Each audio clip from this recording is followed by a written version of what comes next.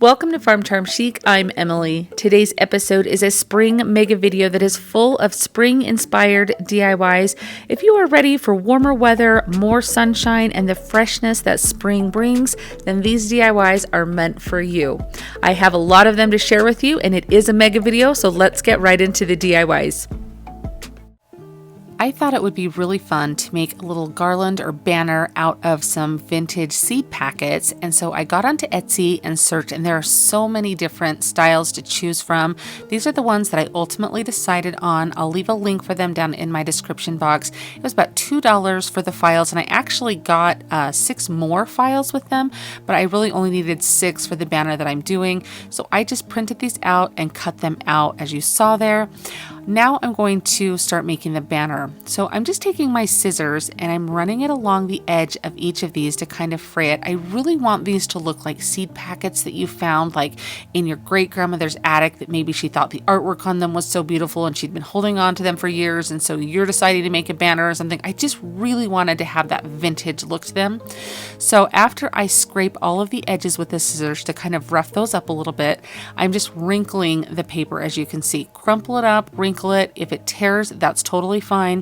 I just really want a lot of creases to be in here because it will really drive home that vintage look. I'm going to do the same thing on each of the rest of these as I did on that first one. Now, to bring out those creases that we made and all of those wrinkles, I'm just using some of my distressing ink. You can pick this up at any craft store, JoAnns, Michael's, Hobby Lobby. It is great. And I'm just using the ink pad itself to go around the edge of each of these. Where we roughed that paper up with our scissors, it's going to absorb that ink and really give it that nice look. That's really aged and kind of, really looks rustic. And then as I rub this over, you can see gently on over the wrinkles, it kind of picks up all those raised wrinkles. You can see here the difference between the two. It really picks up that ink and makes it look like it's just been sitting around for years. After all of that ink has dried, I'm going to put a little bit of Mod Podge on each of these, and I'm going to do this on the front and on the back. This is going to protect it. This is printed on cardstock, by the way. I forgot to mention that, and I did just print these with my regular inkjet printer. But I'm just putting Mod Podge over these to help protect them. It's something that I want to pull out maybe from spring to spring or use again. It's not just something that I want to use and then toss or anything like that. We're putting a lot of effort into it, so we want it to stay nice. So this kind of makes it have that nice coated paper feel. Now, if you have any rips or tears in your paper, at this point, the Mod Podge will help seal those, and so it will just kind of look like it's just aged a little bit more. I'm just taking my crocodile here to punch some holes into there. I didn't want to use a hole punch because it's a little bit wider and bigger than what I wanted. I just wanted a teeny little hole punch. I didn't want to take a lot away from the design on these, and so I just love the little size on the crocodile. But if you have something else to punch a hole in these, that's perfect, and that will work just fine. Now I'm going to take some twine, and this is the thicker rope twine that you can pick up at Walmart, and I'm just going to put a little bit of hot glue on the end, let it kind of dry for just a second so it's still like pliable, and then I'll just kind of wind it with my fingers to kind of make a nice little like needle point almost, so that way it will be really easy to thread through each of these little seed packets. However, just a little bit of tape on the end would do the same thing. So just whatever you've got or whatever method, just be careful if you're rolling your fingers on the hot glue not to burn yourself, because I've done that a time or two.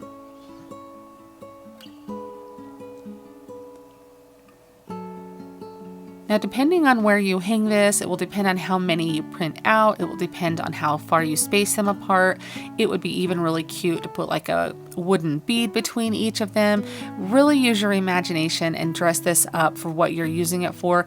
I just have a little mirror that I thought this would look really cute hanging in front of. I kind of do different banners for different seasons or holidays, and I thought this would really have that nice kind of potting shed feel, perfect for springtime or just to bring a fresh touch to your house.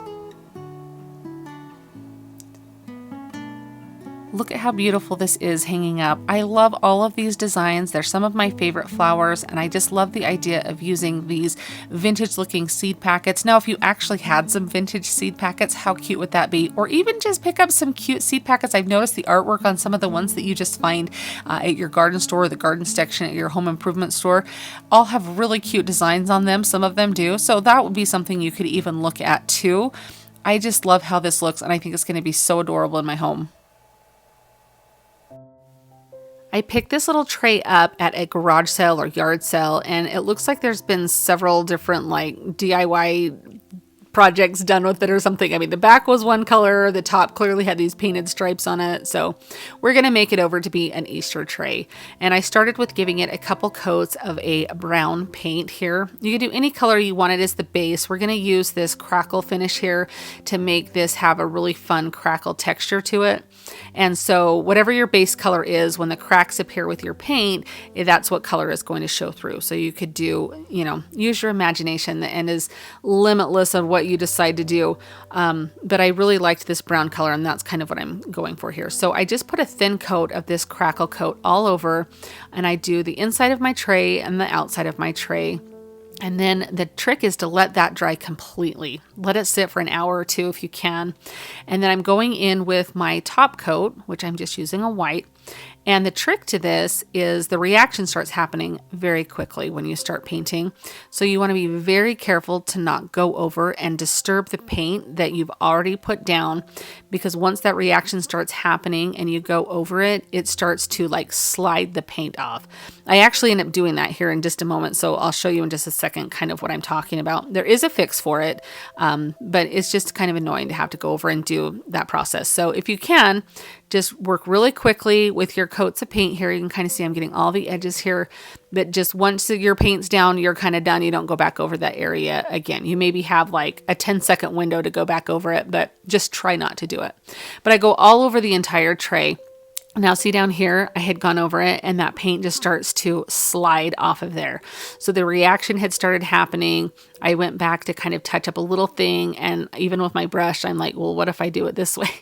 No matter what I do, it just keeps getting worse and worse. It starts to get clumpy, things like that. You can kind of see. So I'm like, dang it, what am I going to do? So the best thing to do is stop at this point and just leave it, and then let it dry completely.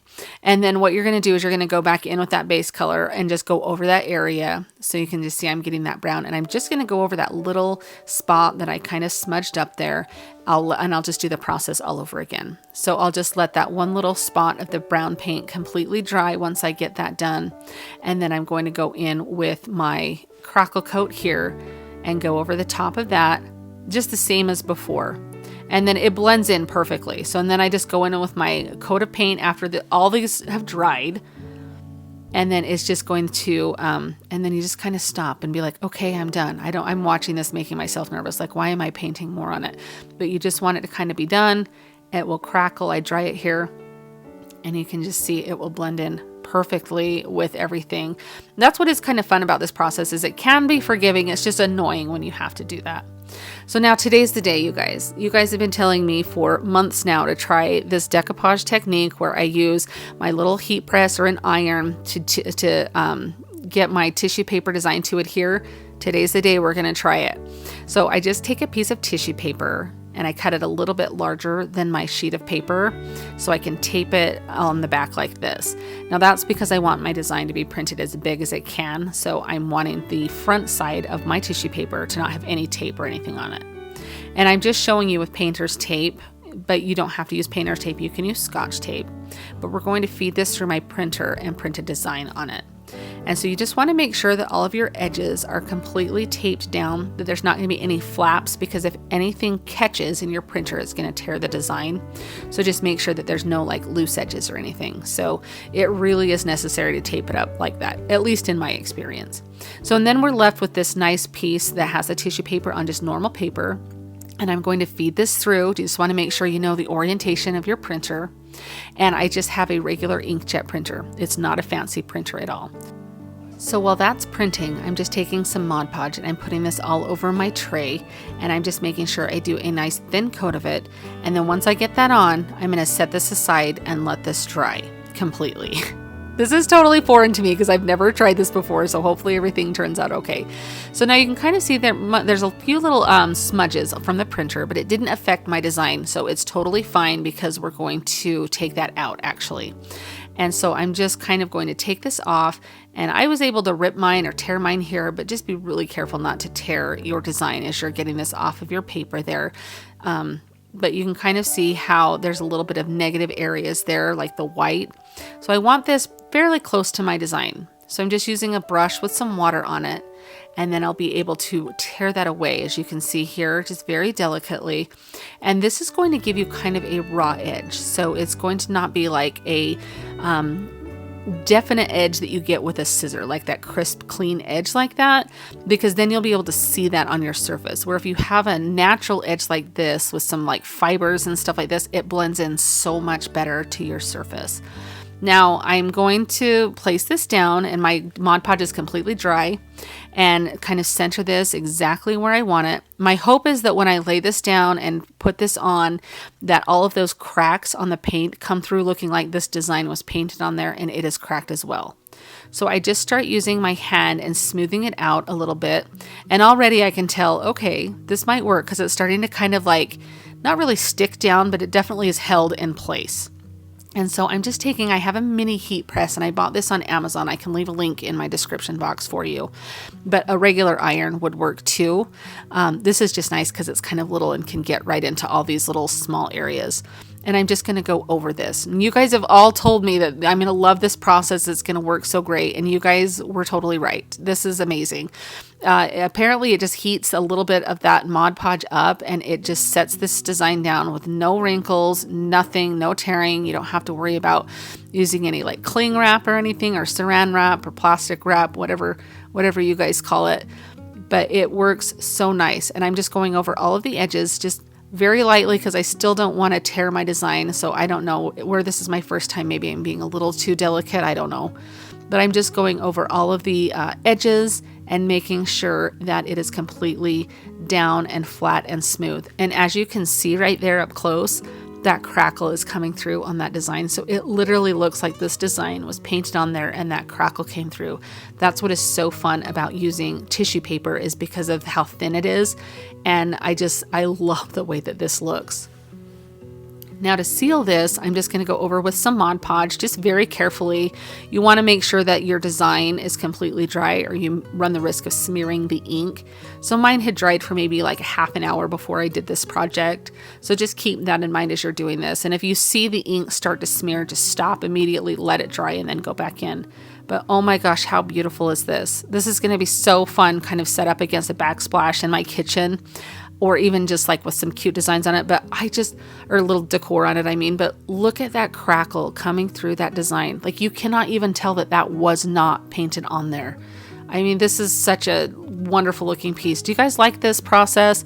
Have you tried the process of decoupage that I just did? I'm totally blown away at how well that works. So thank you to everybody who's commented now for months telling me to try this. Like, I'm definitely a fan. I originally was taking this footage to show the rolling pins and how easily it is to find rolling pins, like at thrift stores, and I saw that little teeny cake. I thought it was a cake cloche at first, but I've since learned it's like a cheese cloche. But I thought it was so cute, and such minimal work needed to be done with this. And I've seen a lot of pieces like this, whether you find just the glass top or the wood base. I thought I would grab this and show you, because I have seen a few of them around, especially since cloches are so popular right now. You're starting to see them, at least like in the flea markets and things. You're starting to see those people pick those up and sell those a lot. And so I just thought I would show you how I decided to style this. Now this one was kind of tricky, since it is like a cheese cloche and a little bit smaller. The dome is a little bit shorter. So I originally thought I was going to use that little wicker ball up on the left-hand side there, but I ended up not being able to use it because it's a little too tall. But I just took this little nest that I picked up at Hobby Lobby, and I just put a couple of little eggs from Easter in there with a little bit of wire to hold them in. You can see I'm fitting that on, and I'm like, dang it, it's not tall enough. I got to find one more thing to go in there. And this is me just trying it and going, okay, it really is too tall. There's no way I can do that. So, I mean, I maybe could have like tried cutting it. I don't know how I would have cut it down or anything, but I had just had a little cutout bird that I did on one of my videos that you guys loved, those little birds that I did. And I use them a lot in my decor. And I found this little piece of boxwood. This was just a leftover piece from Walmart on their cute little boxwood that they have that's such a great deal. And I kind of just bent the wire so it would kind of come around that nest. You can kind of see it's just going to rest on there. I felt like it just needed something other than the bird and the nest, and then that dome fits over. So if you see these, pick them up, because I really feel like it is such an easy way to bring a cute little vignette into your decor. And I mean, they are so popular right now. Even if you found them, like start to see them, I know Target, Walmart, Hobby Lobby, you're starting to see like little cloches like this. But keep your eyes peeled, like at the flea markets and thrift stores. Like I said, I found this at Vintage Market Days, and it's such a fun way to bring a cute little vignette into your decor. I love using tin cans to do DIYs with, and I know that they are very popular and they're very easy to get your hands on a tin can. I mean, we all use different types of fruits and veggies. This is a wider can here. It was like a 28-ounce can, so I thought it would be kind of fun to make a little pocket out of this. Now, I just took the label off, and I'm just using a rubber mallet, and all I'm going to do is just pound this down. Now, it looks maybe like I'm pounding quite hard. It's not really. It might take you a minute to do this to kind of bend the shape of that can, especially the larger cans, but just stick with it, and eventually you'll get that bottom completely closed off, and then you can kind of just use your hands like I'm doing here to kind of bend and mold that shape of how you want the top of the can to be. Now I'm taking my Crocodile here. I love this tool. It's linked down in my description box, but I've also recently seen it at Hobby Lobby. I'm using this to punch a hole in both of the sides of the can because I want to be able to hang this. Now, the cool thing about this Crocodile is not only does it punch the holes, but I'm going to put a couple of grommets in either side, and that's going to take away, because we just cut the tin, there's a potential that it could be sharp or anything. We don't want any edges like that on there. And so I'm just going to place that in both sides, and that's going to help it look finished, and that way it's going to look like it's got like a professional edge. You can kind of see here, and then when we have it there, it's just not going to slice anybody's hand or anything like that. It's going to make it safe. So I do that on both sides with this Crocodile, and it comes with all the grommets and everything in this little kit that I got here. I actually use this much more than I ever thought that I would, so it really is kind of a cool thing there. So now that all the grommets are in place, I just decided, and you can finish a tin can, there's several different ways to do this, but in this particular project, I'm just going to paint the entire thing white. I'm just kind of going for a really nice spring feel, something that you could leave out nice and airy, kind of a shabby chic type of look to it. Now I have these little rub-on transfers. They came from Essential Stencils, but I'll leave a link to them in my description box, but don't feel like you have to have these. Dollar Tree has rub-on transfers. Most of the craft stores I've started to see things, or like even like stickers or anything would work. You can obviously use like a napkin to decoupage on here. You could also do print on tissue paper, make your own stickers. The possibilities are endless. It's just the techniques that I'm showing you here. But I really do love this cute little bird that is on this picture, and that's kind of like a postage stamp vibe it's got going on, and it's really beautiful.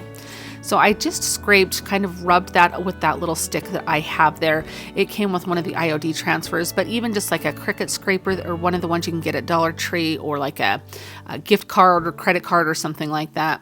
You just want to pay attention when you're doing it on a tin can that you're conscientious of like the ridges that are in the can, and make sure that you rub all of those areas, all the little hills and valleys and everything really good. Now I'm just going to take a brush after I peel the sheet back there, the transfer sheet, and you can see I'm just pouncing this in. Because of all those ridges, I want to make sure that the design is pushed down into each of those. I feel like that makes it look really nice to have all of that texture in the design. And once I do that, I'm just going to varnish it with this little piece of plastic, little transfer carrier sheet that was with it. And then to seal this, you're just going to use some Mod Podge. I just put a little bit on here. You can do whatever finish you want, whether it be matte or satin, glossy, it doesn't matter. You just want to make sure that you seal this in. Even like a spray varnish would work fine, like a clear coat or something like that. Now you can do like a wire handle on here. I thought it would be really fun to do a little beaded handle. I thought that would kind of bring another different textural element in. So I'm just taking some dollar store beads here. These came on like a big hoop, and this is maybe like a third of the amount of beads that I got with it. It's a great deal to buy them that way. And I'm just using some twine to tie this onto each of the edges, and I'll just tie a knot. So all I did was just stick that twine through the grommet there and then tie it up at the top. You could also just tie a knot in the one end if you wanted to, but I really liked the way that it looked to have that twine kind of come up over the edge. These are so cute to display in several different ways. I'm going to just put some leftover florals that I have here from some other projects, just kind of snipping off some little extras that I have to slip in here. You can definitely put all sorts of different things in here for different seasons and different times of the year. It's so fun to change these up. And you could use this to hang with the little beaded handle there, but you could also use it sitting as a shelf sitter where you have the beads draped down kind of in front. Would look really cute as well. I think this turned out really beautiful. I really do think it kind of has that nice springy vibe, especially with the type of flowers that you decide to put in it will kind of also dictate the season and the feel that you're going for. But isn't that design so cute? If you guys are interested in these transfers, I will leave a link down in my description box. I am not sponsored or anything. I just happen to really like their stencils. And I think once you kind of break down the price of them, they're much cheaper than Dollar Tree and they're very, very nice.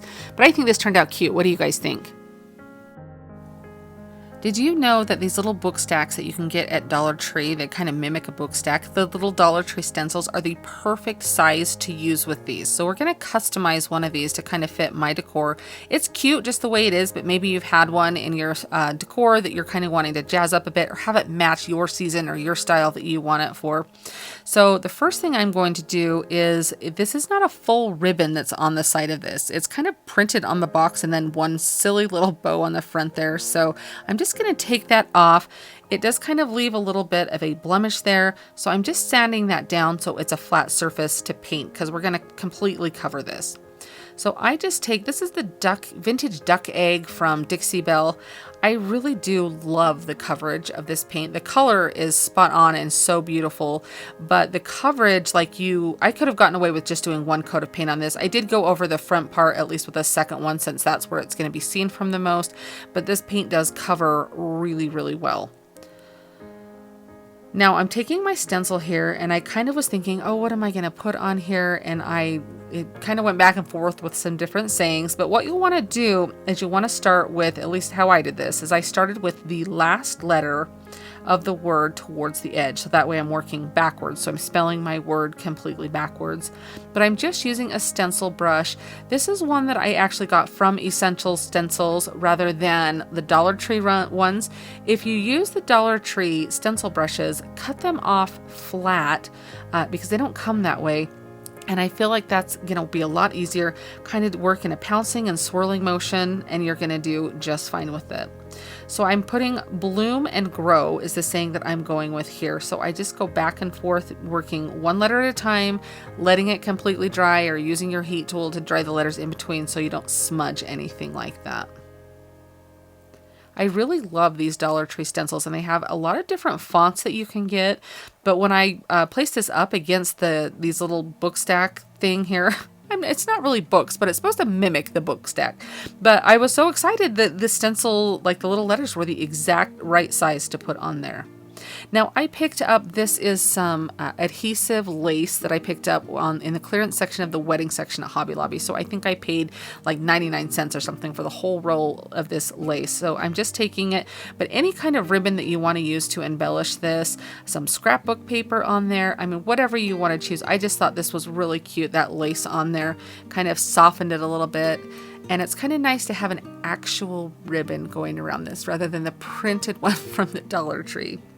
I mean, it looks cute from afar, but when you get it up close, it really did not look great.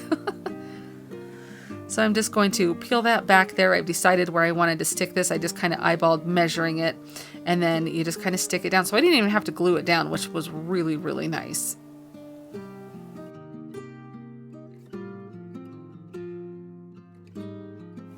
I really felt that it needed a little something else. The the lace was a little plain, so I grabbed just a little sprig off of my Walmart boxwood that I love to use in all of my projects, and I'm just putting this down with a little daub of hot glue.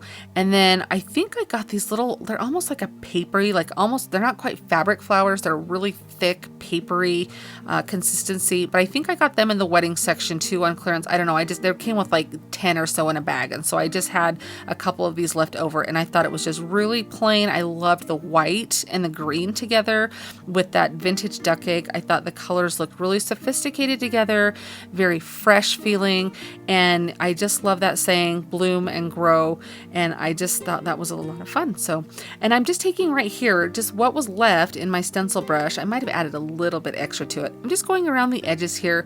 I just felt, I don't know, it was just felt right to do. So kind of a matter of personal preference here, but it does just add a little bit of a dusting of that paint on there so it doesn't look quite so stark. It has just a little bit of detail on those edges, and then I just kind of lightly brushed it over everywhere to give a little bit of brush stroke, kind of gives it that little bit of aged vintage look.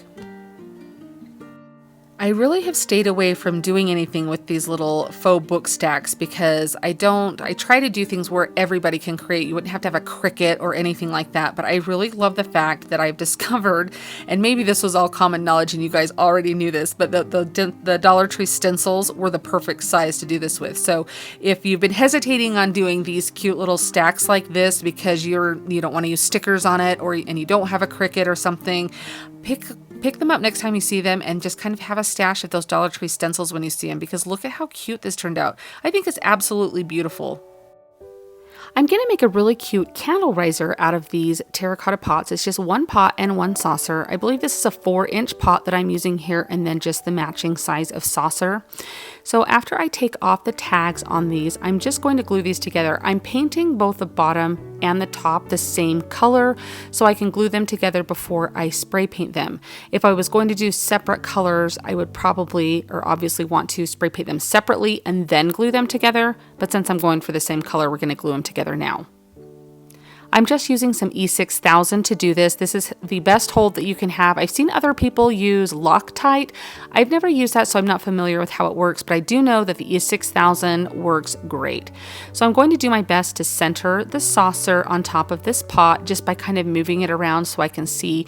You have a lot of like manipulation time with this E6000. It's not like an instant hold, and so you've got a little bit of time to kind of make sure, like maneuver things if you need to. Now I have these clamps, and honestly, I don't think these are necessary, but I was trying to get a really good bond between that saucer and the pot. But I think if you were to like set it down and stack some books on it, you'd be just fine. So this is a really fun color of yellow here. I love this. I've been using it a lot so far this spring and summer, and I thought it would be a really fun, bright color to use to put on my porch. So I'm just going to go around this with the spray paint and give this a really good coat. Now I do want to mention that you always want to, at the end, if you want to have these protected really well, add a clear coat to each of these projects that I'm doing today at the end. That way they're going to withstand the weather, especially if you're going to keep them outside. Now after that spray paint had dried, I'm taking this inside, and this is just a white wax. I thought it would be kind of fun to maybe mellow this yellow, I love how that rhymes, but mellow the yellow down and make it look a little bit like it was weathered, kind of have that nice, if you've never used white wax before, it really does add a beautiful finish on there, kind of lightens it up a little bit. So you put it on kind of heavy, just paint it on with a brush or a sponge brush, or even just like dipping like a paper towel or something into the wax and putting it on. You just want to cover all of those nooks and crannies and grooves and everywhere with this to get a really good coverage.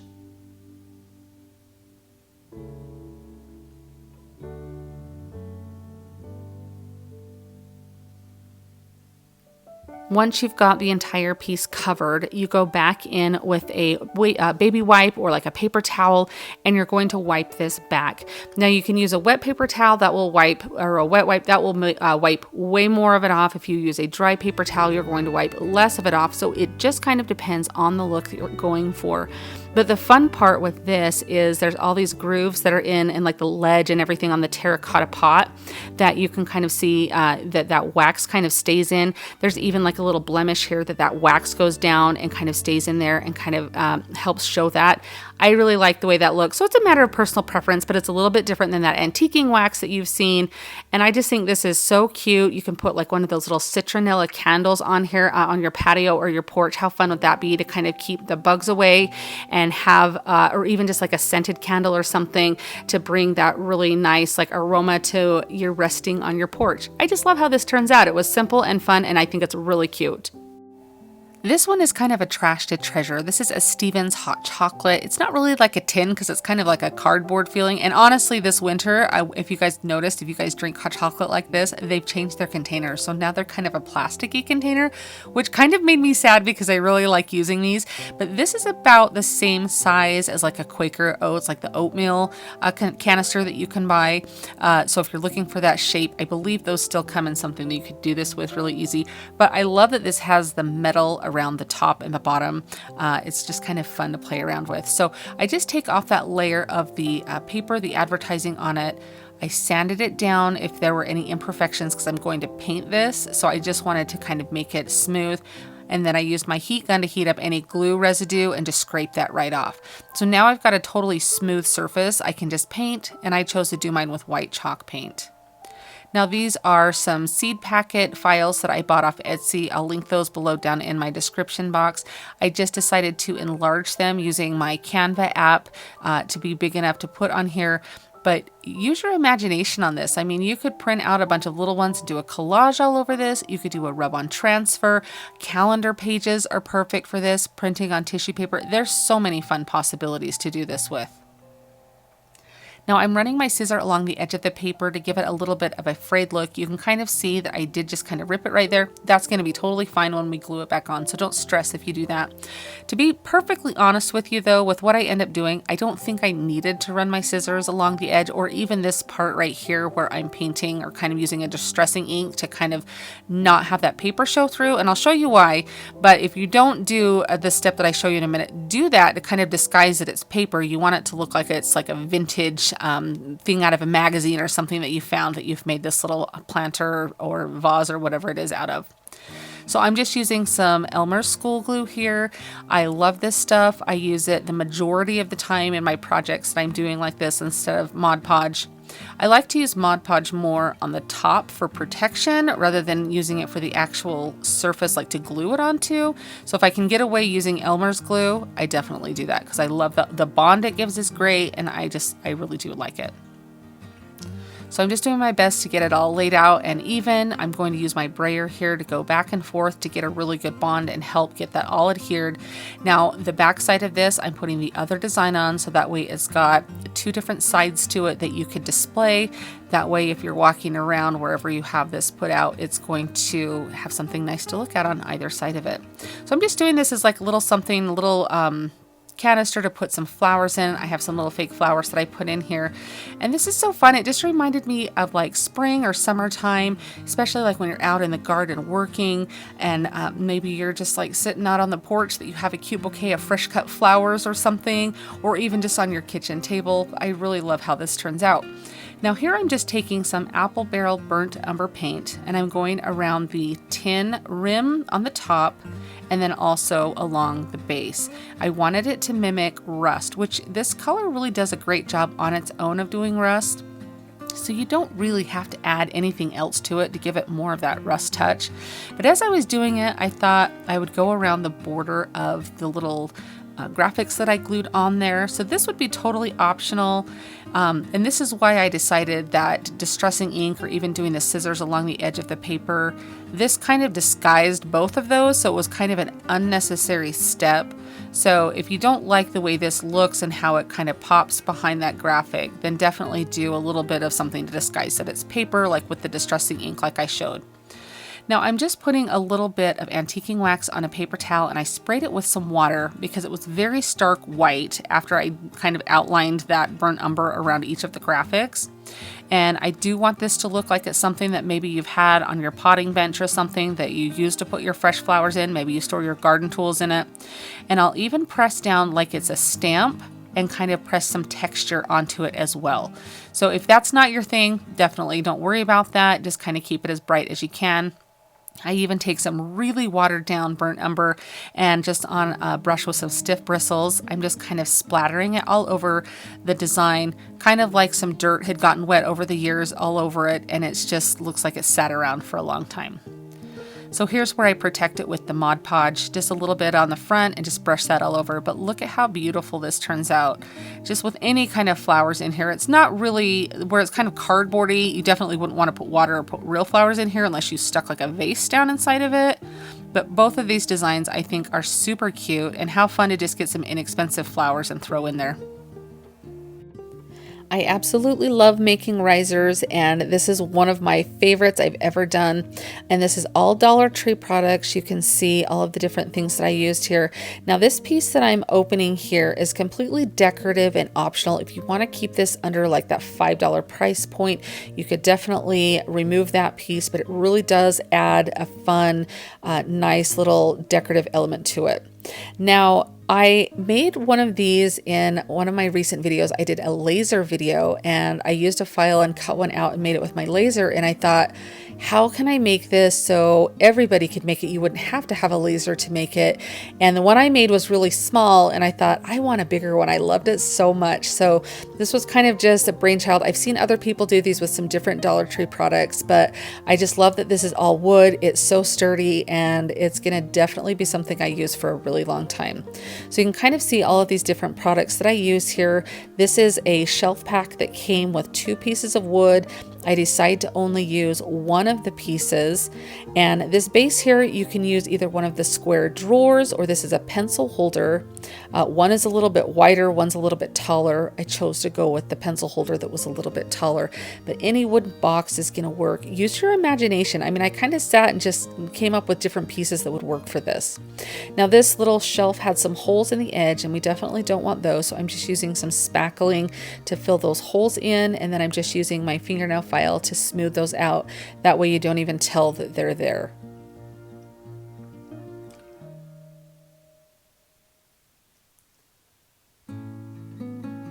Now I'm going to use some wood glue on each of these different layers here. So I'm just putting some on this. And again, this little piece is just a decorative piece, but it really does add such a beautiful element to it.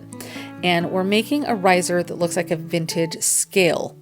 And so it looks really fun. And a lot of those vintage scales did have that kind of shape on them as that decorative piece there. Now this is going to be the face of the scale where the little dial is. So I'm gluing a couple of, I do a stack of 4 tumbling tower blocks and then another one here. The reason for this is I want this to be kind of at an angle, but I need contact points to be able to glue this on. So you'll see when I set this up against the pencil holder here, that it kind of sits at an angle there, and so you're going to glue each of those tumbling tower blocks, and this is what helps give it some support and some contact space for the glue.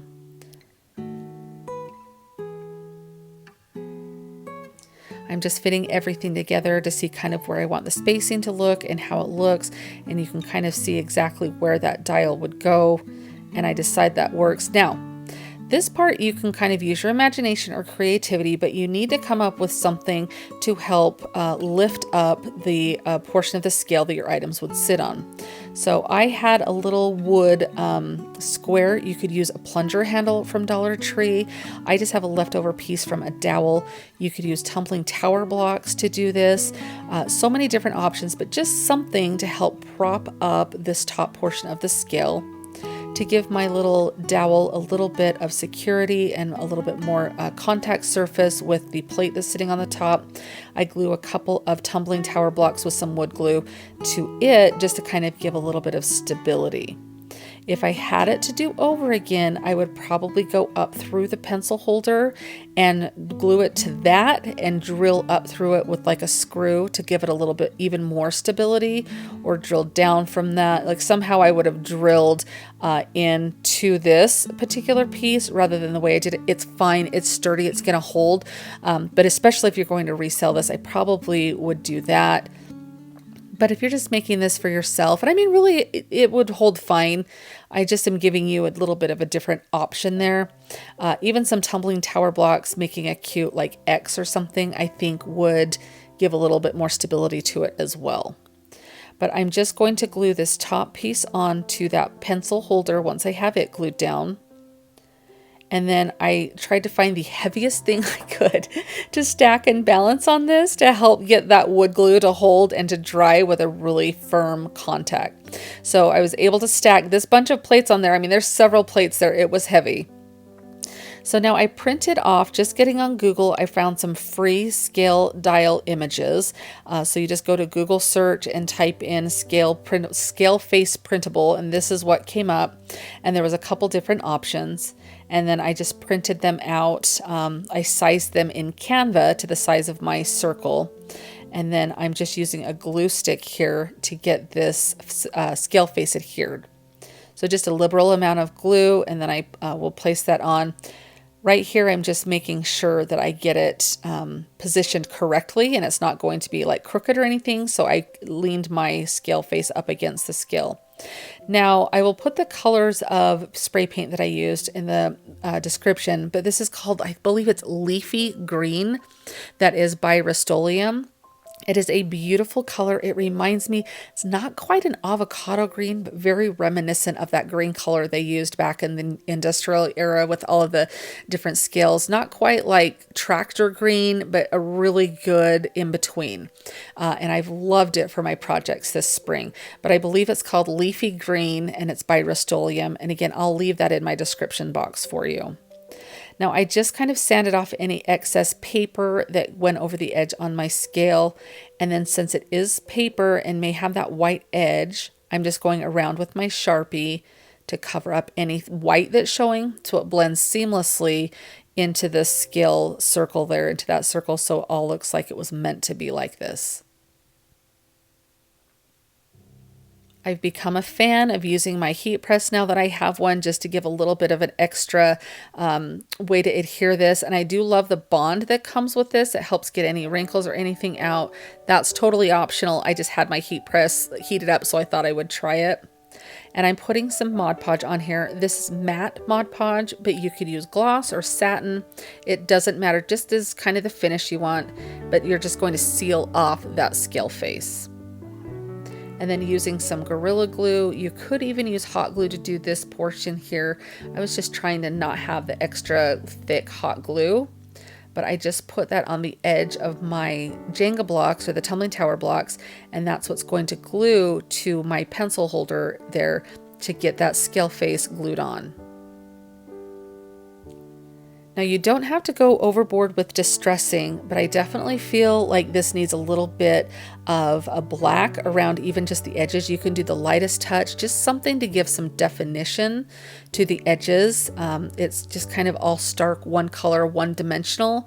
So I do a little bit of distressing after I do the edges, but I definitely feel like something needs to be done on this edges to give it a little bit more dimension and a little bit more embellishing. I kind of was trying to mimic what it would look like if the scale had been used for years. So on the top of it, I feel like items would have been placed on a scale and drug off. So I felt like it would have been a little bit worn out looking on the top of there. Maybe the paint had faded or chipped on that. And then all around the detail of the different edges where that kind of scroll work is on that base piece, I pay attention there, just kind of all over. Again, it's kind of just a matter of personal preference on this, but I would definitely, bare minimum, do the edges.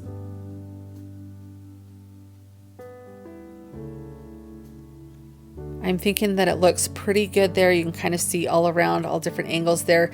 But here's when it's styled. Is this not the cutest thing? I love how this turned out. And I feel like this is so sturdy. It's not made out of like plastic pieces that I've seen some of the other faux scales made out of. I really feel like this is something that would last for years. To me, it looks like something I would have found like at the back of my grandma's kitchen cabinet that maybe she had used to weigh her different things in her kitchen, like used as a meat scale or something. I don't know, but I just really feel like this is such a great addition for a farmhouse kitchen to have something really cute displayed. It's definitely a different take on a riser. I would really love to know what you guys think of this one. This is one of those projects that the basics are pretty much so simple that you can use them on any project. But I really wanted to have a cute little arrow that said seeds on it, kind of to put with my garden decor, maybe on my patio. I thought it was really kind of fun. Now I got this for $1.74 at Hobby Lobby, but Dollar Tree has arrows all the time.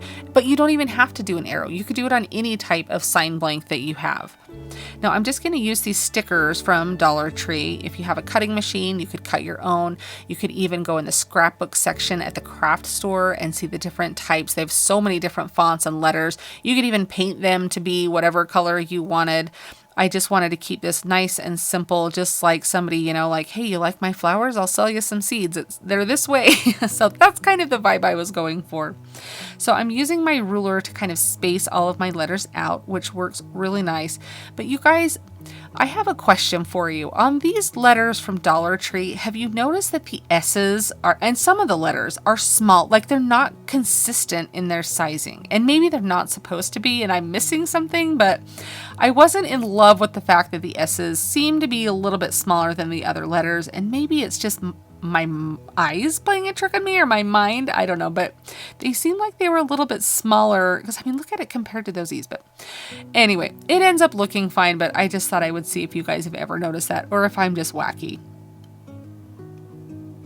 Now I do take my stencil brush with a little bit of white chalk paint on there and go over it just to kind of dull the sheen down, and it kind of makes it look aged on there.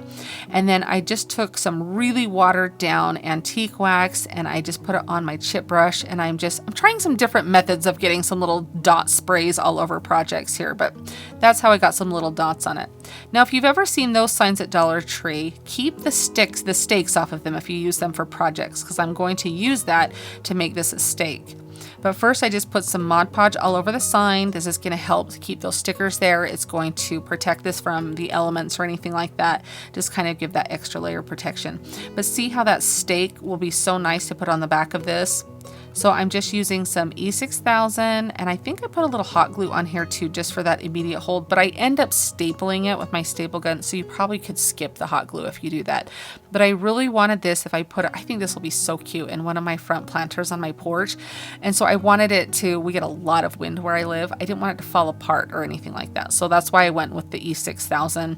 And then I got thinking, I'm gonna staple this with my staple gun. So I think I put about 4 staples in there. That might have been a little overkill, but I really didn't want this to go anywhere. See what I mean? This was such a basic and simple project, but it turns out so cute. And I mean, you can do this with virtually any surface and spell out whatever you want, but I just think this is going to look so cute in one of my potted plants. I love it. If I had a really cute garden table or something, or a potting table, I would have it kind of by there. I think that would be really fun. But I just love the vibe of this, and it really does just, you could leave this out all summer long, I think, spring and summer. What do you guys think of this sign? Are you guys on Instagram? If you are, I would love if you would come and find me. I am Farm Charm Chic over there. I'll leave a link down in my description box so you can easily find me.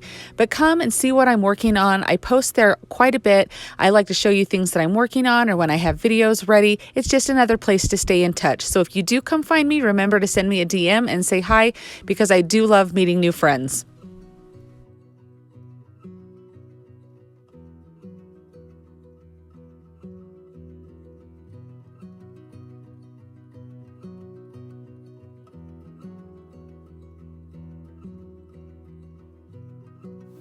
I have been sitting on this birdhouse for the longest time. It sat in my stash, and you can see I paid like $3 and change for it. It was on clearance at this little cute farm store in our not our neighborhood, but in our town. And I love it, and had this beautiful lattice work on here. And I have this candlestick that I picked up at Hobby Lobby, and it kind of has like this really distressed look to it. And I thought it would be really cute to put on the bottom of the birdhouse and have that birdhouse sit elevated. But all of this lattice work, I want it to match the candlestick. So to do that, I'm just taking my emery board, and I'm going to take, it takes me about 5 to 10 minutes, maybe not even quite that long, but a little bit of time to sand all of these edges and kind of really have this beautiful lattice work on there. I guess, is this lattice work, scroll work? I'm not really sure. But anyway, whatever it is, it's beautiful, but I just wanted it to match that candlestick so it all looks cohesive together. And so you can kind of see, even on the surface, I'll kind of go on there and sand that paint away. You could even use, if you didn't want to sand, you could just get like a mineral color of paint and do the same effect with paint. I'm using a combination of hot glue and E6000. This is just going to give you that permanent hold with that E6000, and that hot glue is just going to work as that temporary bonding agent while that E6000 cures, so that way it's going to have that quick hold to it. You don't want to use just hot glue in case you were to place this outside, because then if you live in a really hot climate, it can melt the glue, and so you just make sure that you use both the E6000 and the hot glue on something like of this size here.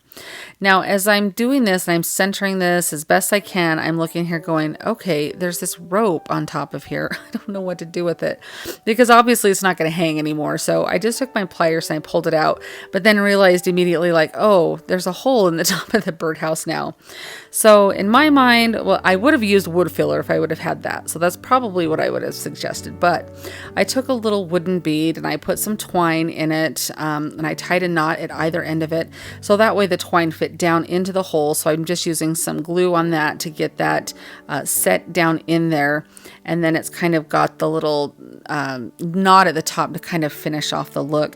I don't know, maybe it's the bird's chimney. I don't know. In my mind it worked. So, but I really do think this turned out so cute. And I've been sitting on this birdhouse. It sat in my stash for almost 3 years, and I just didn't love the shape of it or how. I just wanted to do something with it, and I really think this was the perfect thing to do with it. So hopefully you can use this technique with any other birdhouse shapes or things that you find. This is so fun because you really could leave this out all year long. It's not just a springtime item. What do you guys think of this one?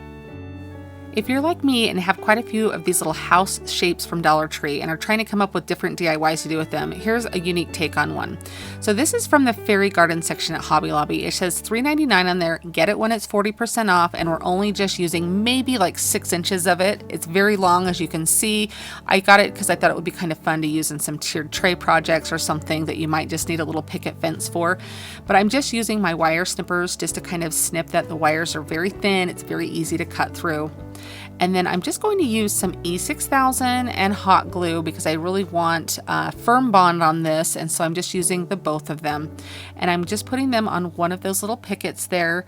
And then you'll kind of see I place it towards the bottom. And kind of, you want it definitely flush with the bottom though, because you don't want this to pull it forward since we're adding weight onto it. So you want to make sure that the bottom of your fence matches up with the bottom of the house. And I'm just holding that until that hot glue takes that immediate hold. And while I'm doing that, I'm just one-handedly trying to put some hot glue and some E6000 on the other picket. And I'll just do the same thing on the other side. I bend it in so that way it's gluing it onto there. And then you have this cute little picket fence on this house. Now I wanted to make it like a birdhouse. So I'm just taking one of my sponge tools from Dollar Tree. I put it in some black paint and I'm just doing a couple test runs with it here on some paper to make sure it's making a good size circle. I don't want a like excess amount of glue on there or anything. So I'm just kind of going for it. You can kind of see I decided I want a little more paint, and I just kind of clean it off there and make sure that it's making a good circle. And then you just go for it. You just pick a spot, put it down, kind of twist it back and forth to get that really good circle shape. This is definitely something if you wanted it to look like a true birdhouse that you could drill the hole through there. You could hand put it on there. You could cut something out with your Cricut, however you want to get that on there, but it definitely makes it look like a little birdhouse now. So I'm just going around the edge of all of the edges here with the remainder of that black paint. This is just adding a little more detail to it, kind of making those different little edges stick out a little bit more, kind of just a little bit more embellishment there, which I really do like how it ends up looking on that. So here's our cute little house. It's all coming together. I think it's just looking so cute, but I really want there to be some plants in where this fence is. So I'm just putting a little bit of styrofoam just to kind of help hold what I'm going to put in there. So I just glue that down with some hot glue. And then comes the fun part of getting whatever little scraps of plants that you have, or if you have a sprig or something that you want to use, a pick from Dollar Tree. This is just some leftover boxwood that I have from Walmart. I love this stuff. I use it in a lot of projects, so I always have a bunch of this on hand. But this is just one that I already taken a bunch of pieces off of. I'm just kind of taking some smaller pieces of it and using some hot glue to get it stuck to that styrofoam piece. And that styrofoam is kind of just like a filler, so that way we don't have to put so much stuff in there, so it's kind of taking up some space. But this is where it comes in really good handy here, is I'm just putting some glue on the bottom, and I'm going to put some Spanish moss in there. So that's going to camouflage that styrofoam under there, and it's also going to add a different texture in there. I just think it looks really cute, but I do pay attention to getting it kind of slid all around. I use my little popsicle stick or the little tools I have there just to kind of slide it from the top of the fence and the bottom of the fence to get it all the way around your little block of styrofoam. And honestly, if you wanted to put the styrofoam down first and kind of put the Spanish moss around it and then do your fence, I think you'd be okay. This was just I was just kind of doing it as I went along. So this is kind of the order that I did it in, but I think that would be okay. You definitely would just want to glue your plants in last. And then I have this cute little bird that I had made in one of my spring videos last year. So I just thought it was super cute. So I'm just putting a little dot of glue on there to kind of bring home the fact that this is a little birdhouse. This is his home, and he has like the best lawn on the block, I tell you. I think it looks really cute, and it's just kind of something fun and different to do with these little birdhouse shapes. I mean, you could embellish this in any different way, so hopefully you have fun when you make yours, but I just thought that little bird there was so cute, and with that little hole that we put on that center piece of the slat of wood there, it really does just drive home that it's a birdhouse.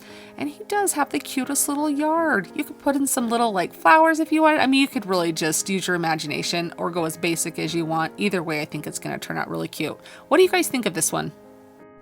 This little pack of pots came from Dollar Tree, and you get 2 of them. They have these every springtime, so hopefully you can get your hands on some. They also sell them, at Walmart or anywhere where there's a greenhouse. I really feel like you can find some little pots, or if you have something on hand, definitely use that.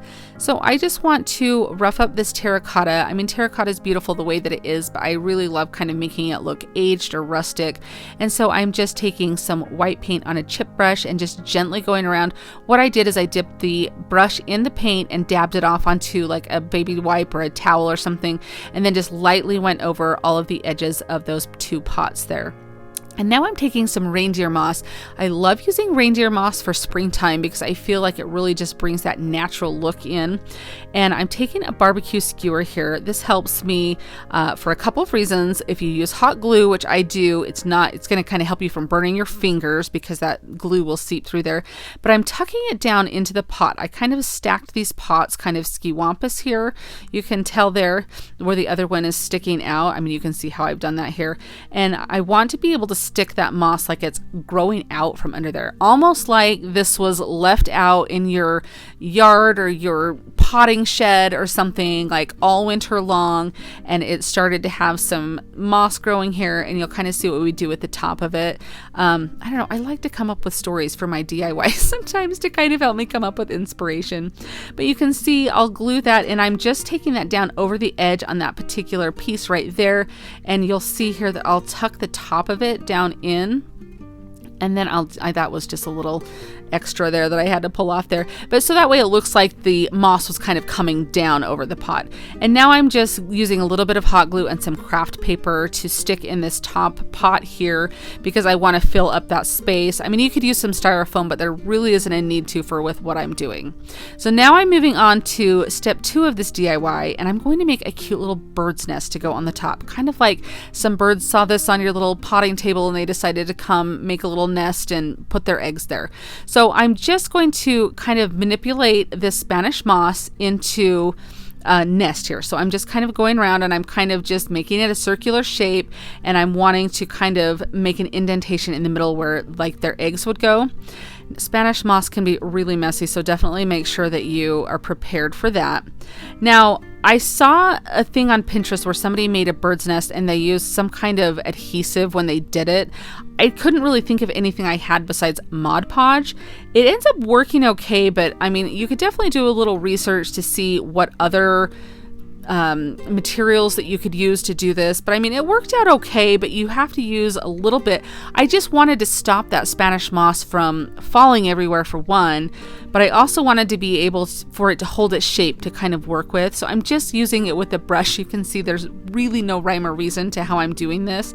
And your hands get very sticky. So you could wear gloves would be something. I mean, this is a learning process for me, and I was just kind of trying to see how it worked out, but it ends up looking really good, I think. So it just takes a little bit. As that Mod Podge is drying, it's starting to kind of take its shape and its form. And then I just use some hot glue to stick that down here onto that paper in the pot. And then I'm just using something that I can poke it down with and make sure that that little indentation in the center is there, so I can place some cute little eggs there. And then I'm just going to trim off any excess that I have there that I want to kind of make it look kind of uniform, but I mean, it's a bird's nest, so I mean, you know, there's no uniformity at all to that, but I just trim around the edges there, as you can see, like I'm doing. And then I even put more Mod Podge on it, and this is because it's set, it's where I want it, and hopefully that helps it stay in place. Now, if you don't want to go to all that process, I'm just showing you an option there with a different bird's nest. You can find those at Hobby Lobby, JoAnns, maybe even Dollar Tree. You can find all things like that, so you don't have to go through the process of making a nest if you don't want to. And then I just have a couple of little eggs there that I thought were super cute, and I just decided to stick those down in there. You can glue those in. Mine had some little like toothpicks on there that kind of stuck all the way down into there, and so they're pretty secure. And then I thought it would be really cute to take some reindeer moss and kind of add it to the nest or around the eggs, like a little bit more moss is growing around here. The birds grabbed that to help make their nest, and I just thought it turned out really cute. And you can see I'm just even tucking some of the moss inside of that, the reindeer moss inside of the Spanish moss. We've got several types of moss going on here, but I really thought that that kind of brightened up that nest a little bit with that. You guys, I think this turns out so cute. I love my little story behind it, like it was just kind of something natural that happened in your garden. But I just think this is so cute, and I mean, this is the epitome of springtime to me. I just think this turned out darling. What do you guys think of this one? This process is one of my most favorite to work and create with. We're going to print on some tissue paper. Now you just find some leftover tissue paper that you have. You can buy new ones, whatever, just save some tissue paper when you get some gifts. But what I'm going to do is just cut it a little bit larger than the size of just a normal sheet of paper. I'm doing this because I do have a bigger image that I want to print on, and so I want to fold over that tissue paper onto the edge of my paper. And I'm just taping it down with some regular Scotch tape. I have used painter's tape in the past, just anything, because you don't want any edges to snag in your printer. Now I use just a regular inkjet printer. You can use, I for years have had just like the little cheapy printer from Walmart, like an HP. It was like $60. I've recently upgraded. I have done these projects with my cheapy printer though, so do not feel like you have to go out, have anything special other than just your normal printer at home to do this. So as you can see, I'm just taping all of those little areas down on the tissue paper. Now when you fill the tissue paper, there's a shiny side and there's kind of a dull side. I like to print with the dull side up, so I like the image to go onto the dull side. So you can just see here, this is just my regular inkjet printer. It just feeds that through, and it's going to come out with that image printed on the tissue paper. Now sometimes you'll get a little bit of an ink bleed like you see right here. That's totally fine. It didn't hurt the image or anything. If I've never actually had one that's hurt the image, but if you would, I mean, just reprint it again, it's going to be fine.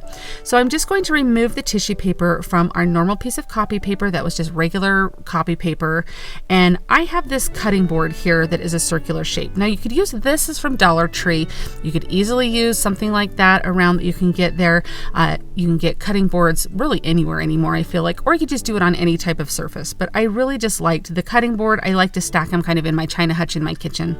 So I gave it a whitewash kind of with a white wax was what I did on the wood, because I wanted this design to show up. You could paint your surface white to have this image show up really well. I would stick with light colors like that.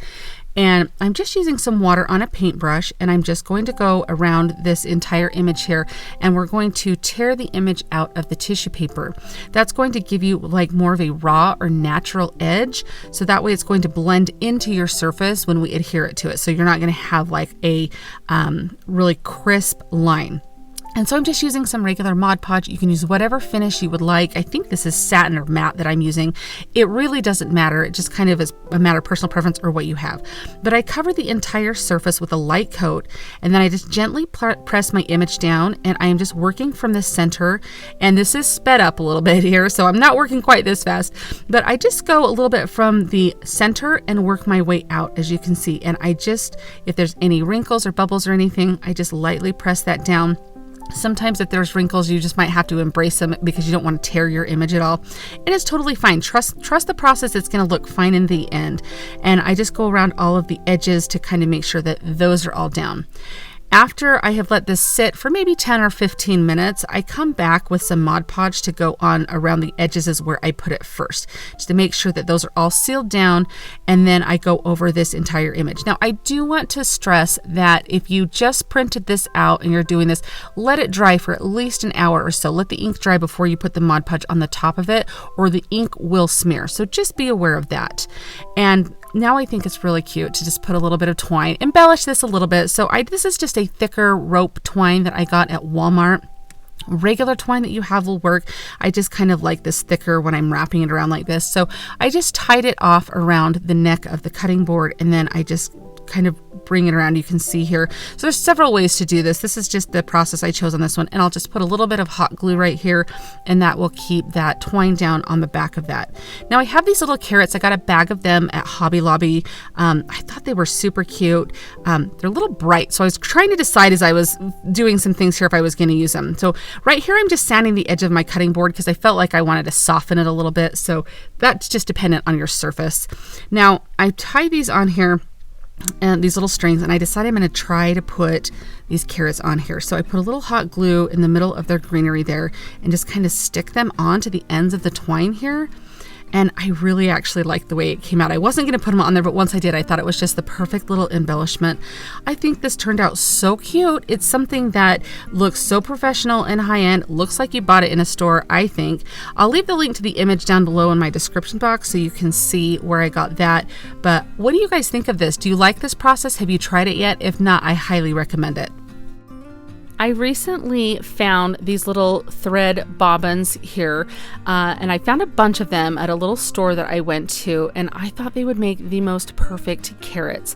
Now, my mom has decorated with things like this for years, and I have some that I do decorate with, but I thought if I made them more kind of like a spring type theme here, I would probably use them a little bit more, like it was something that I would look forward to getting out. So you could even leave them their original colors if you don't want to paint them, but you guys, I love how these turn out. And so it's something that I'm going to use a lot more this way than if I hadn't painted them. So I'm just using some orange chalk paint, and I just do the first one I painted with just the traditional pumpkin Waverly chalk paint. This next one, I added a little bit of white to it to brighten it a little bit because I really wanted these little carrots to have some contrast. I really wanted these to kind of have an earthy vibe, look kind of natural, you know, just like a little bundle of carrots that you picked up at the farmer's market. And the other one, I did a really kind of sparse, messy coat almost, so you could still see these were a green color that they had on them before, and so you could kind of see that green on the ridges there. And you can see when I dry these with my heat gun here, you can kind of see how those colors take shape there, and I love the variation here. And then I do go over the two that I did with the heavier coat. I give them both a second coat because I wanted some really good coverage on there.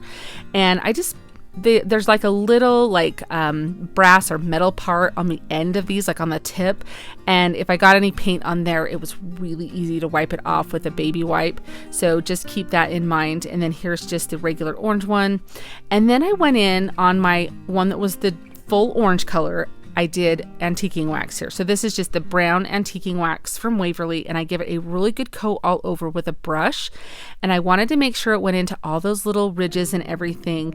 And then I took my baby wipe and I would come in and wipe it off.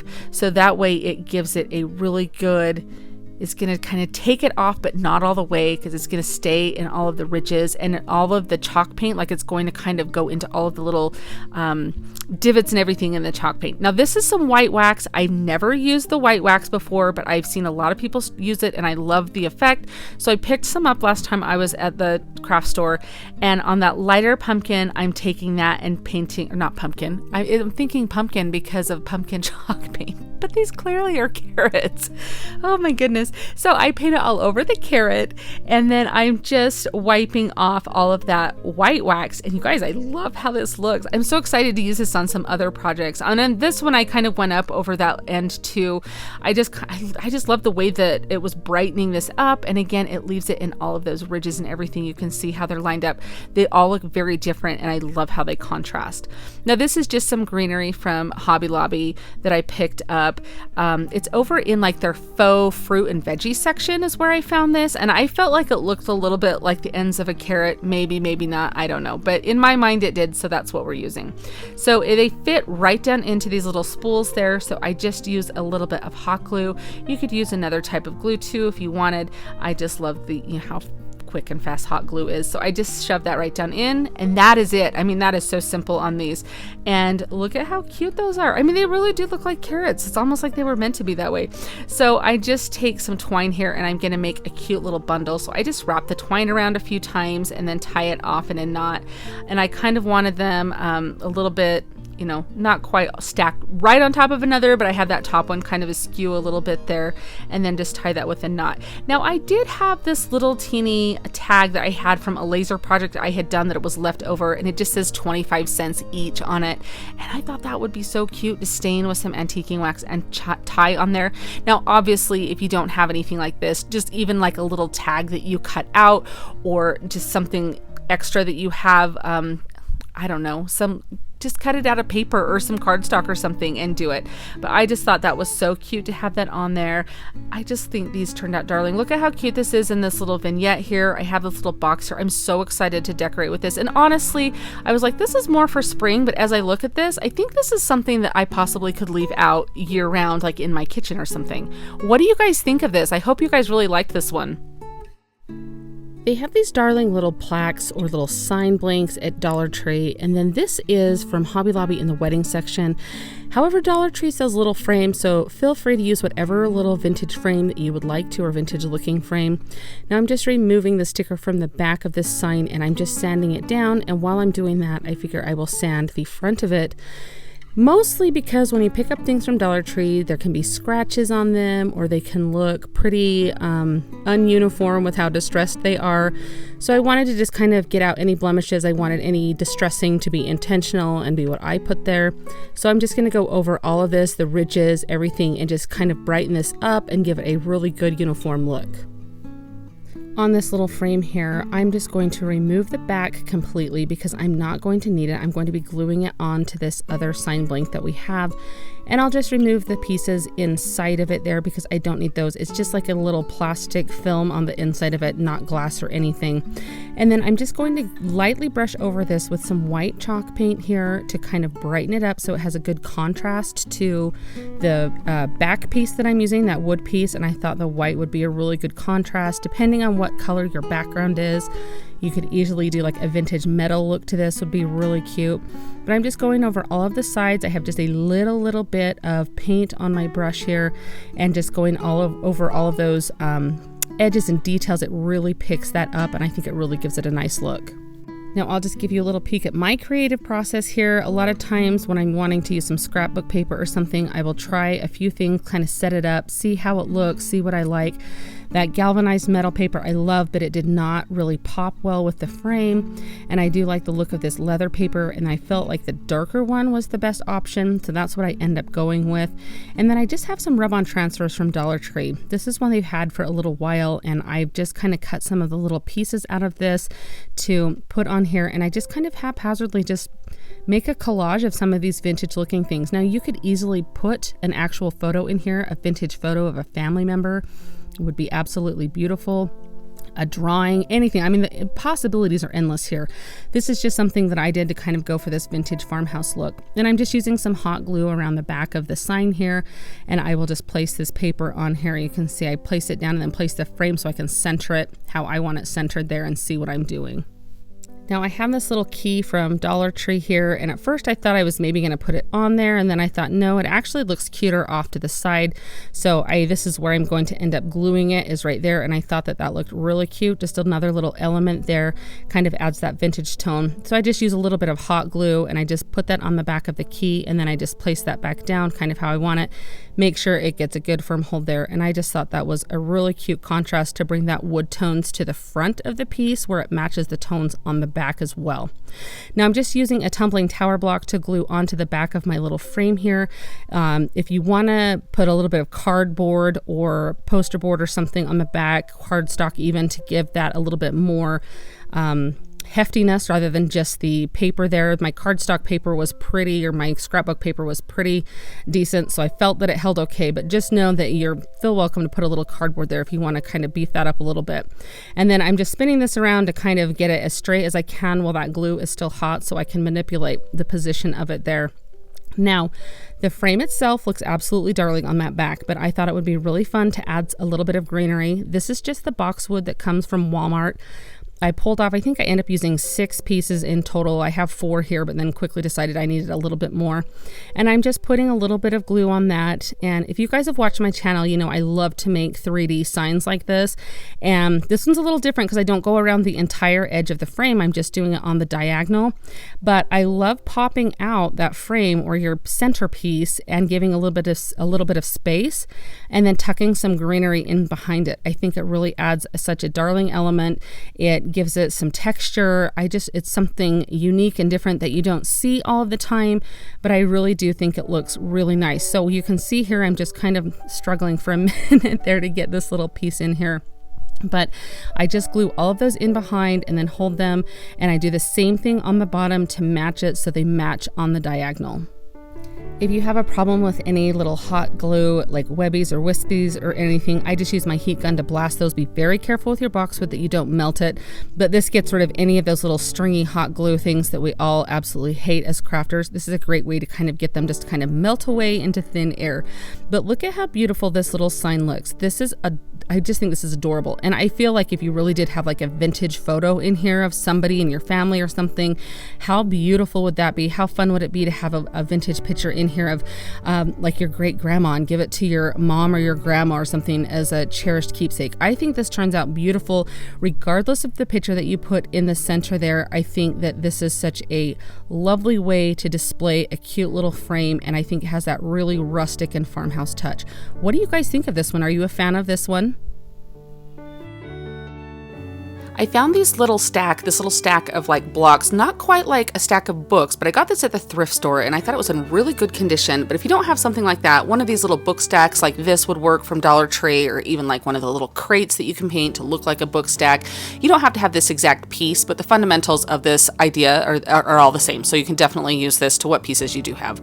So my original intent was I'm going to sand off all of this cute, I mean, it's a cute saying and everything. It's just not something that doesn't match my home or anything like that. And I wanted to kind of have more of, when you're a creator, you just see things and you just want to make them your own. And so that's kind of where I'm going with this. So I'm just sanding these off, and they actually come off really easy. Now, when I sand for projects like this, if you guys have watched me, you know, I love to use fingernail files and emery boards. I buy mine in bulk on Amazon. I will leave a link in the description box, but guys, any emery board is going to work fine. Pick them up at Dollar Tree if you would like to. But they just get into all those nooks and crannies and everything, and they work really well. Now, this piece was like one of those magical pieces because when I sanded off the design, the paint job still looked beautiful. And so it was a really easy piece. I didn't even have to end up painting this. However, if I did, I would have just used a light white cream color or something of any kind of chalk paint. And that's how I would have just gotten it. So if you pick up like a book stack or you have something else and need to paint it, just any kind of chalk paint. I went around and sanded the edges to give it a little bit of a rough farmhouse look, and I'm just wiping with a wet paper towel off any dust or anything that might be left. Now, I did purchase these stencils from Essential Stencils, and I have used some of their stencils before in my videos, and I do really like their stuff. This is not sponsored in any way. I was just very impressed with their stencils that I used, and they came out with these spring, they have like a spring and Easter line of rub-on transfers, and I thought it would be really fun to try these. Now, I don't feel like they're quite as expensive as like the IOD transfers, but when you look at all the transfers that you get and kind of divide it by the size of the Dollar Tree transfers, I feel like you're not really that much more. You just have to buy them all at once. So, but any kind of transfers work. Amazon, you can get some rub-on transfers for very inexpensive. Pick ones up at Dollar Tree. I just feel like Dollar Tree hasn't really gotten any new ones in that I've used or seen, at least at my Dollar Tree. And so I thought this was fun because it was something a little bit different. So I'm just going to pick out a couple of these cute little flower stamps. I thought that would be really cute on here. And my original intent was to do 3 of them across this little stack of blocks.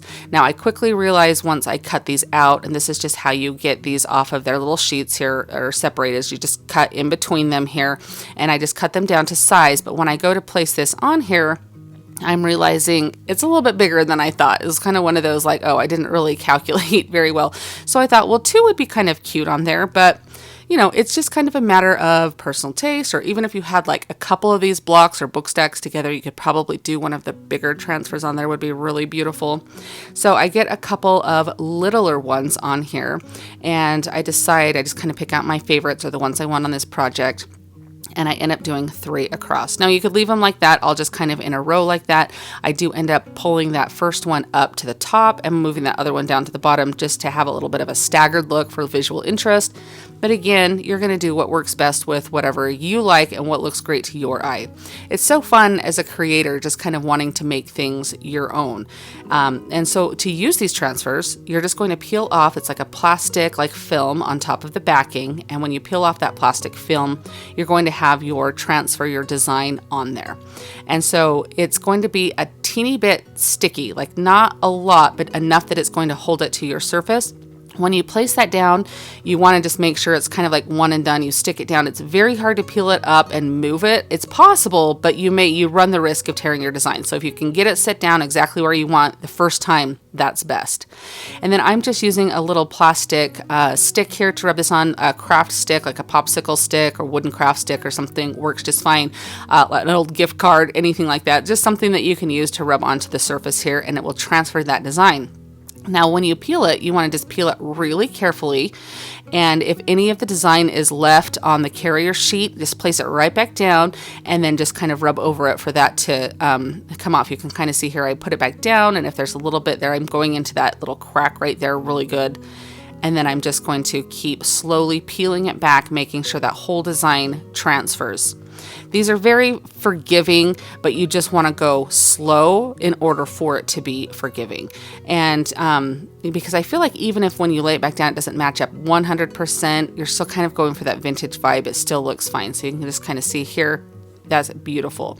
And then I don't show this right here, but what you do, and I think I'll show it in a minute here, is you take your plastic cover and you just rub that over the design that you laid down. That helps to kind of burnish it onto the blocks there and helps seal it. And then I do end up going over it with some Mod Podge. But I'm just going to do that exact same process with the others. I work on these 2 ends here, and maybe I should have done the middle one first. I don't know. The spacing ends up being fine, especially where I can have them all on there together. I just thought getting those 2 ends together, and I have people tell me all the time, oh yeah, you start this way, or some people say, no, you start in the middle and work your way out. It worked fine for me, so whatever way works best. When you're doing it to kind of measure, and if you want to get out your like ruler and kind of exactly measure it, definitely do that, so that way you know where everything is going. But I feel like it's farmhouse. If it's a little bit off, it's totally fine. But that's me, so whatever.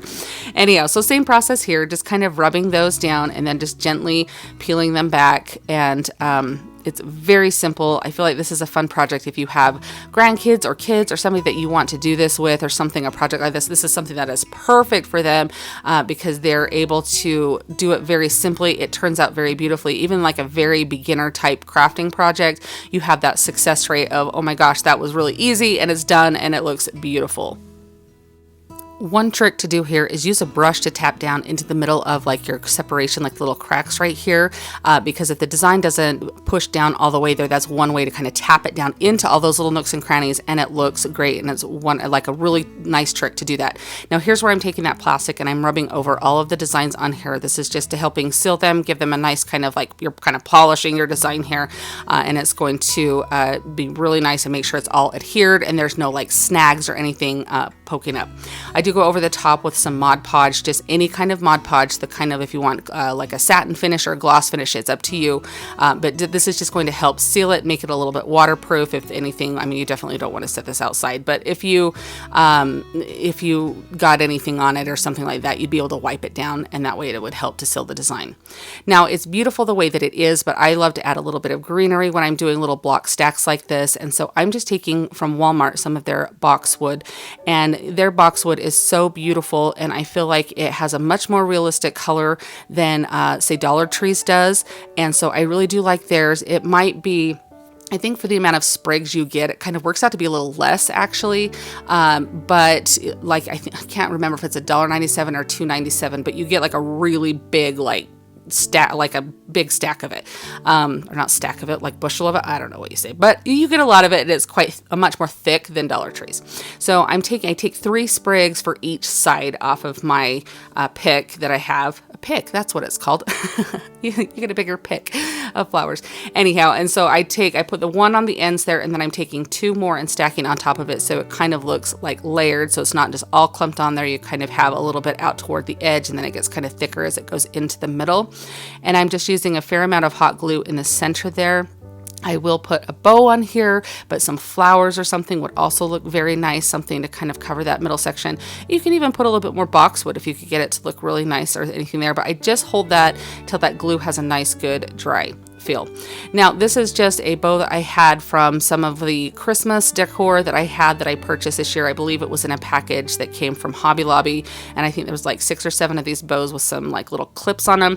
So I'm just trimming down the edges because it's a little long for this project, and then I'm just going to use some hot glue to stick this down in the center, and that kind of brings in a little bit of that rustic burlap into there, which is really cute with it. I love the contrast between the burlap and that greenery on the picks. So again, it's just a little bit of hot glue that I stick down, and then I'm going to hold that bow until it completely dries. Another totally optional idea is if you want to rough up those little designs a little bit more, maybe you want to have them look a little bit more vintage, you can just lightly go over the top of them with your fingernail file.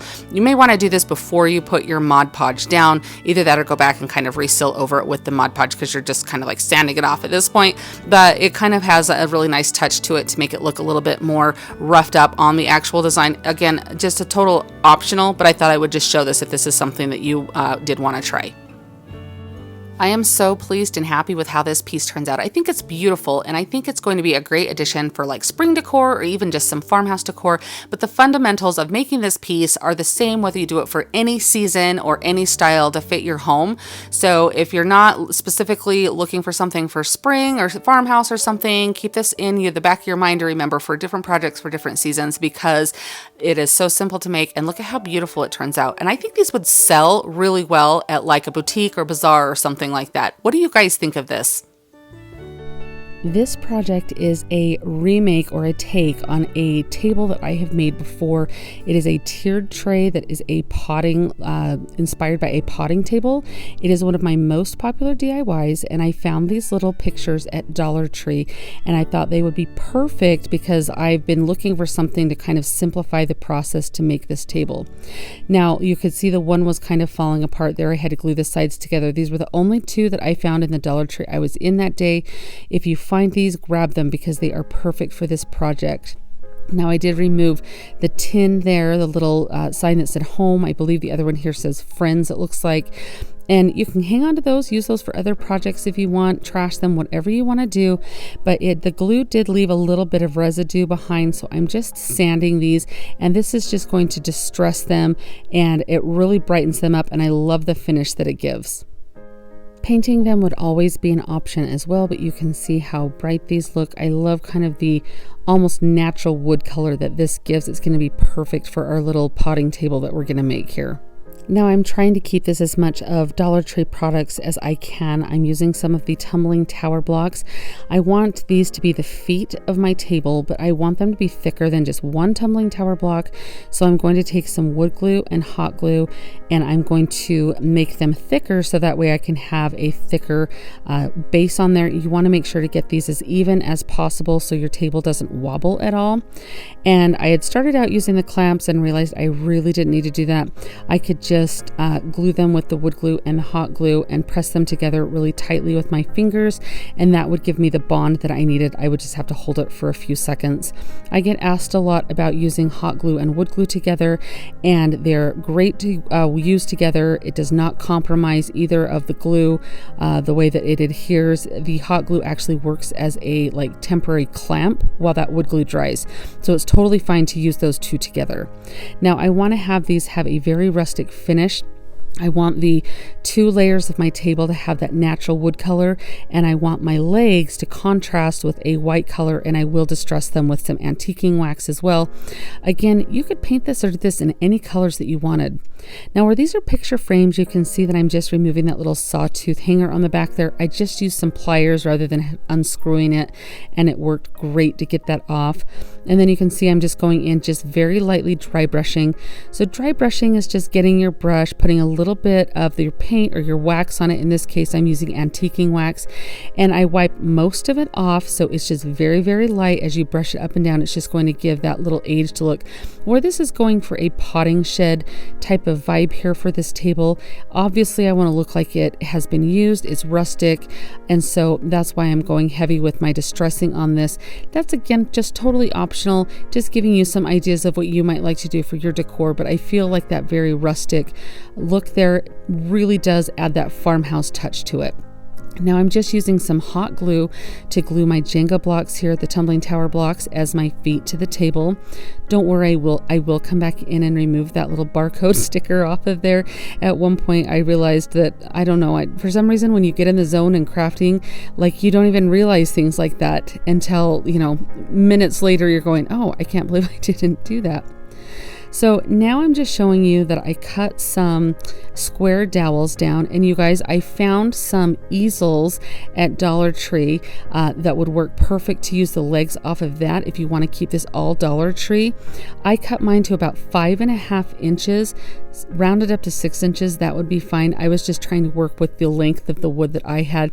You could even go 5 inches. It just depends on how far apart you want your two levels, but I was just showing you that I did the 5.5 inches. Now I'm painting these to match those tumbling tower blocks. So I'll give each of these a coat of white paint. It takes about 2 coats, and then I will go back in with the antiquing wax here, as you can see, and I'm just distressing. I pay close attention to the edges of the dowels there because that's where you see that heavy antiquing wax come off of there, off of the brush onto the leg, and it really just makes it look dirty, which is what we're going for, right? It's a potting table, so we're going to go with it, and it just is that farmhouse look, and I really do love that chippy farmhouse style. These heat guns are absolutely fantastic to use with your putty knife to get those stickers off. You can see how easily those just pop right off of there. You just heat up that adhesive underneath those stickers. I just put my little putty knife there that I got from Dollar Tree, and it just comes right up. I did get this heat gun on Amazon. I'll link it below if you're interested in investing in one. I honestly didn't know how often I would use it because I always just used my hairdryer when I did crafting, but you guys, I use this in almost every single DIY. So if you're looking for something new to add to your crafting game, I would highly recommend one of those heat guns. So now I'm doing the same process with these square dowels as I did with our feet for the table, and I'm just using some hot glue. I just put a bunch of hot glue in the corners there, and then I placed those legs in, and that way I would get the bond that I needed to. Now to have this glue to the top of our bottom layer, which you'll see what I mean here, I am using a little bit of wood glue with the hot glue to do this.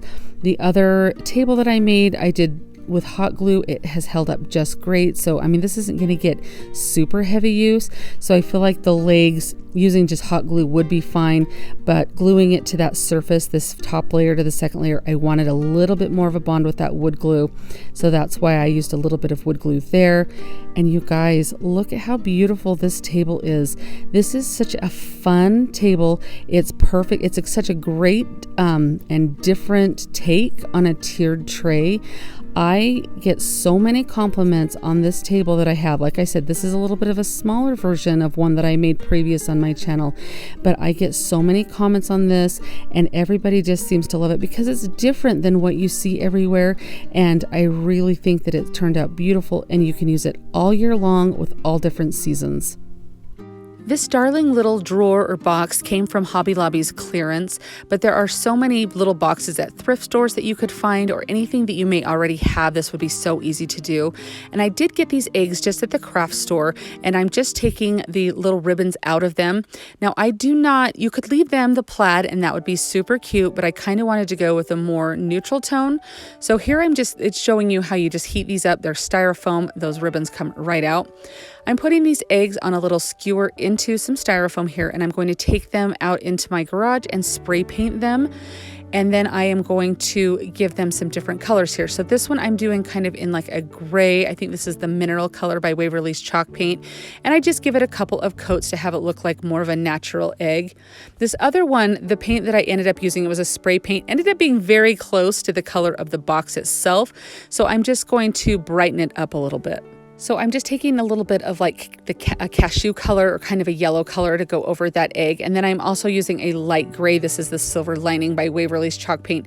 And I'll just go over that. And then I actually, once I get that on, take a wipe and kind of blend it together.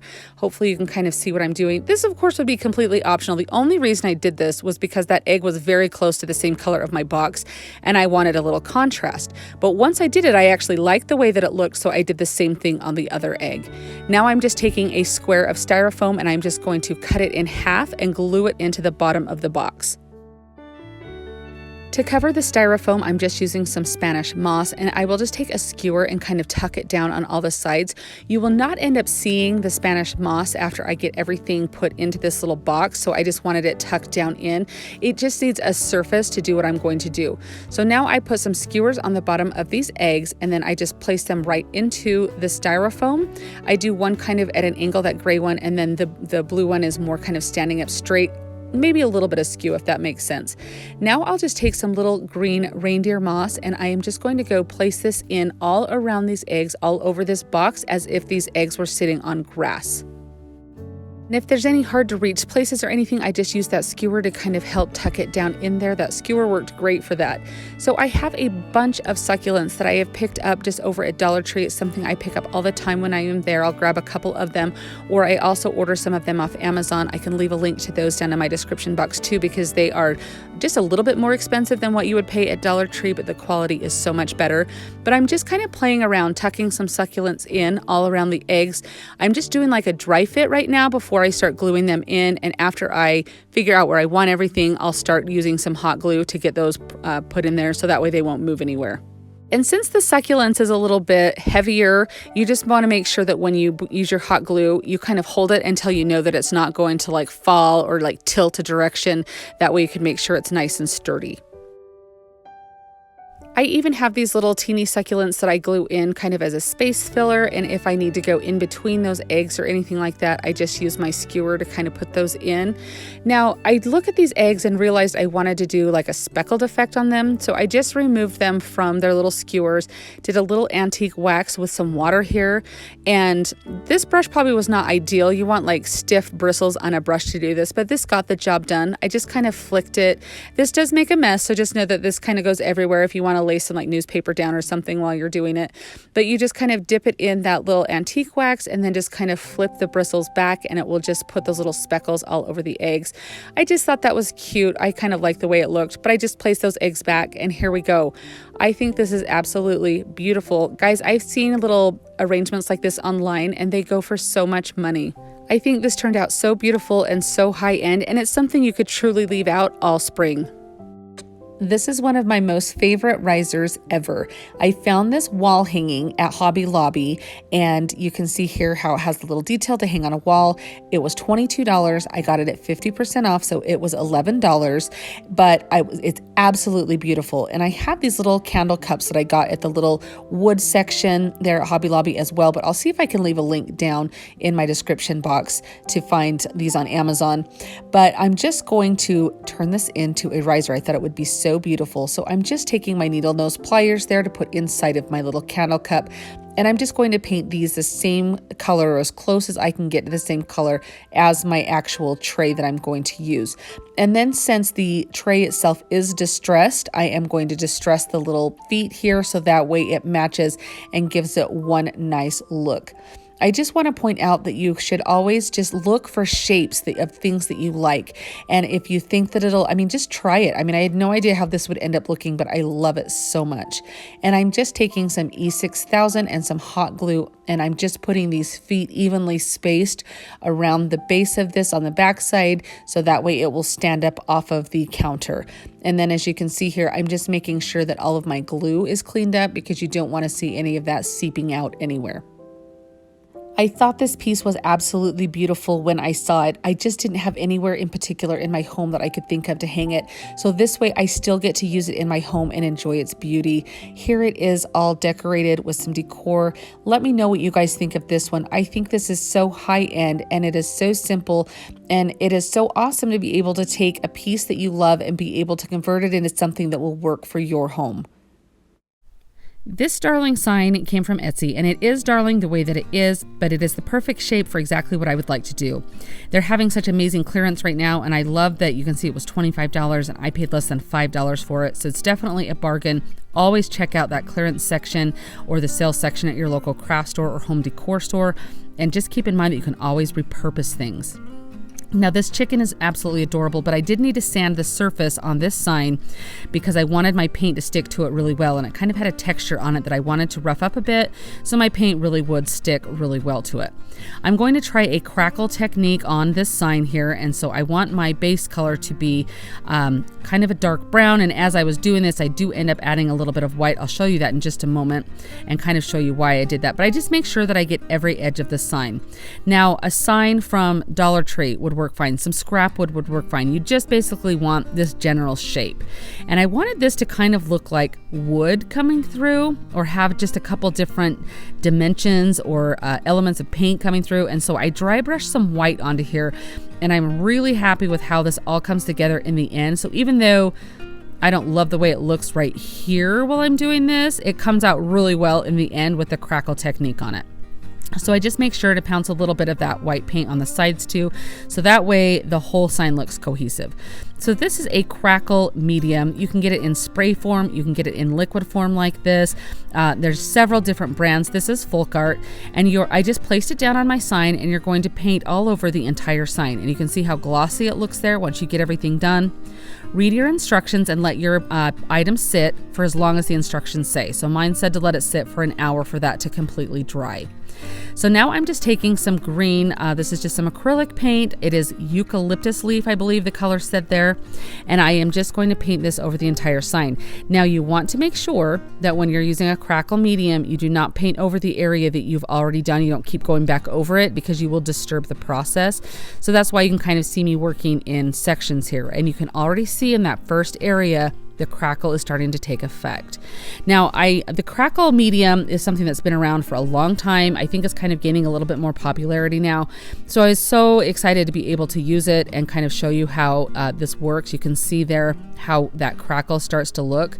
I just love it.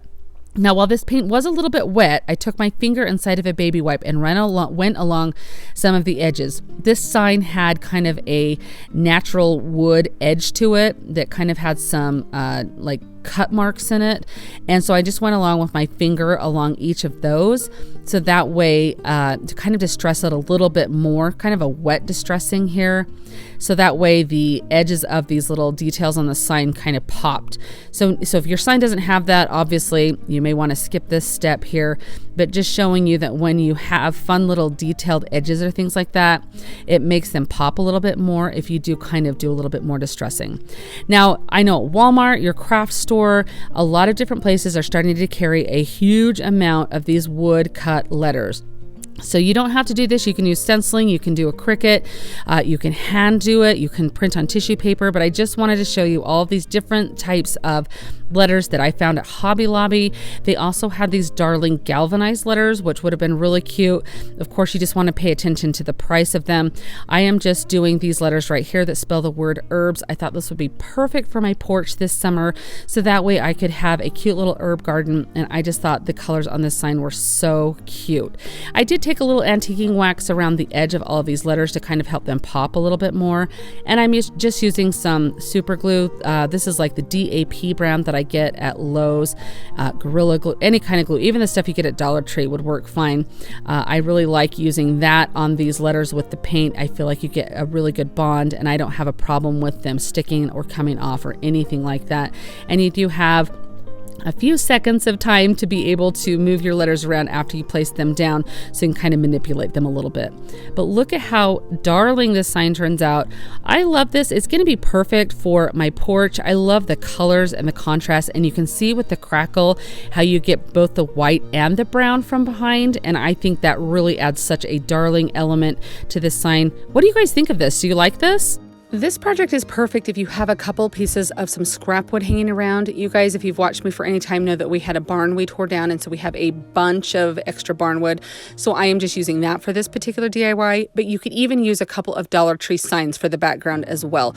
I just wanted there to be a decent size to this, so I am just sandwiching these two pieces together here. I just put some wood glue down the center, and then I am just going to use my clamps to help that dry. I am not going to do any additional nails or support or anything. I have found when I've done this, it holds up great because it's very little use that it's going to get. It's just going to be setting on a shelf. Now on the edges where I cut my wood down, I'm just going in with some antiquing wax to cover that up, so that way it is not like the fresh wood there, that it all looks like it's all weathered and aged. I am going to use this cute little tag in the project, so I am just untying the twine because I want to put that back on in the end. And I'm just wanting to make this look like enamel, so I'm covering it completely in white chalk paint. I'm not putting anything on the back because it's going to be glued onto the project. You won't see that. But I go around the edges with some black paint. And I like to use my foam brush to do that because I feel like I get a really good precision with that, if that makes sense, going around the edges, because I can just kind of rub that on the edge. And then I want this to look like the enamel is chipped in areas. So I will go in on different areas, and I'll show you here. I kind of will like squish my sponge on the side there and let that black paint kind of seep on, and then just kind of pull that into the direction I want, and that kind of makes it look like chipped enamel. Now, of course, this is just if you want to have a look like this is how you do it. You could easily just leave it all white if you wanted to. And then you could use a rub-on transfer, you could do some freehand, whatever you wanted to put on this tag is up to you. I chose to cut out the word hello. I thought this looked so cute on here and very welcoming. And so on the little tag hanger there, I go in with a little teeny tiny brush, you can see, and just kind of give that a little bit of the enamel look too. So now back to our wood background. Once that dries, I am taking this little piece of like coconut, I don't know, it's like what you put in the bottom of pots, and I cut it in half. So I'm just using half of it. And then I have these florals. The one came from Dollar Tree, the purple flowers. The other one I've had in my stash for literally like years. I don't even know where I got it from. But I'm taking this little plant liner and I am going to staple it onto my wood piece, and to kind of look like it's like a little planter pot there. You can kind of see the look I'm going for here. And then I even have to, after I staple it, I want it to be very flat against the wood. So I will go with some hot glue on the edges and glue that down completely. And then I'll just kind of press that down until it dries there. And then I have this bucket of paint, and that's what I end up using to make sure it dries securely. This is such a fun project because you can customize it with the different florals that you wanted to use. I just love this little grass that I have. And again, I wish I knew where I picked this up. I want to say I think I might have got it at the at-home store. I've literally had it for like maybe 10 or more years. It's been forever. And so I'm just layering that in there. And then the purple flowers I thought would look so cute to have kind of hanging out. And I set it up so I can kind of position them where I want them, because I just thought that would look so cute. And I go in with my staple gun and I staple it all down again against the wood, so that way it's nice and secure in there. So that's how I get it to stay. And then I put a lot of hot glue. You can see I'm just putting tons and tons on the inside there, and because I want that plant liner, the little pot liner, to be nice and flat. And so I put my paint on there to make sure that dries completely flat there. And then I will just kind of come in here and fix everything once it's dry to make sure everything's positioned how I want it to look. So hopefully this is making sense to you. Now I want to put this cute little tag on the front because it does kind of break up that little pot liner there. And so I just put the little tie back on, and then I'm going to staple this on as well. You'll see how I do that. So I just tie this off completely before I staple it down, and I'm just going to position it and then kind of flip it up. You can kind of watch how I do this here. And then I just kind of, and I'm sorry that I get a lot of my arm in the shot there, just kind of staple that down and flip it back over. And then I just put a lot of hot glue on the back of it and just hold that down so it's just glued completely into place. And then I go in and this little coconut husk stuff that this is made out of, I just kind of fluff it up to kind of give it a little bit of texture. I just absolutely love how this turns out. I think this is so cute. I love the floral choice that I made, but that's definitely something that you could change to your liking. I want to know what you guys think of this, if you like it. I just think that this is so beautiful and I can't wait to use this. A little while back, I picked up this cute little house sign from Dollar Tree, and I thought it would be really fun to kind of turn it into a cute little Easter item. Now, I have these little rub-on transfers. You can pick them up at Dollar Tree. I got this from Essential Stencils, which I will link in my description. But even like IOD transfers, you can print on tissue paper, use a sticker. There's so many different options, but I thought it would be really fun to put this on here. It kind of has a postage stamp vibe to it, which I thought was really cute. After I rub the design on there, I am just putting a little bit of Mod Podge on it. This is going to help protect that transfer so that way it's not going to scuff or scratch or anything like that. And I'm just being careful to only keep it on the transfer because I didn't want anything to like give a different sheen to that chalkboard background that's there. Now this egg also came from Dollar Tree, and I bought this with the sole purpose of trying to get this little tin bunny off of here. I thought he was just so cute, and I thought it would be so fun to do other projects with him. Plus then you have a giant egg shape for a different sign if you want. But you can see I'm just using my putty knife. Just go slow and take your time and it will come right off without bending. Just be patient with it. Now he was very shiny, which would be cute, but I kind of wanted to give him a like rusted look. So I started with some antiquing wax and I just kind of pounced that on. I used a little bit of orange, a little bit of yellow, and a little bit of Merlot. And I just kind of go all the way, like pounce back and forth between the different colors to kind of create a rust color. Now you'll have to tell me when this is done. I know the rust isn't everybody's cup of tea and I get that. So paint him white, that would be so cute. But I honestly feel like maybe not so much rusty that he looks like, but he looks like it's his little brown fur, or maybe even like a chocolate bunny or something. But I think he turned out pretty cute, but it's just kind of a fun technique to go and kind of make it look like faux rust. But paint him however you want. It's going to be darling, even just to leave him the way that it is. Now I'm grabbing a little bit of boxwood that I'm just gluing back behind him, kind of peeking out. And then this is just a little lavender sprig that came off of one of those really cute spring picks that Dollar Tree has. And I'm just putting a little bit of glue on the bottom there, and then I will just kind of hold that in place until it dries to create kind of the floral aspect of it. And I have this little package of nests, and I believe I got them at Hobby Lobby, and it came with like 4 in a pack, and they're pretty small. And I just am gluing that right on there. And I'm going to make some little eggs in just a minute to go in there. But I felt like it needed a little more color.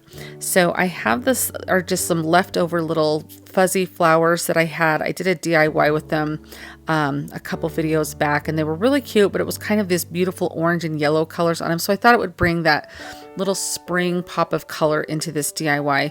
So it's fun. You can use just kind of your scrap little florals that you have, little leftovers to kind of make this little vignette and kind of make it really fun and make it your own.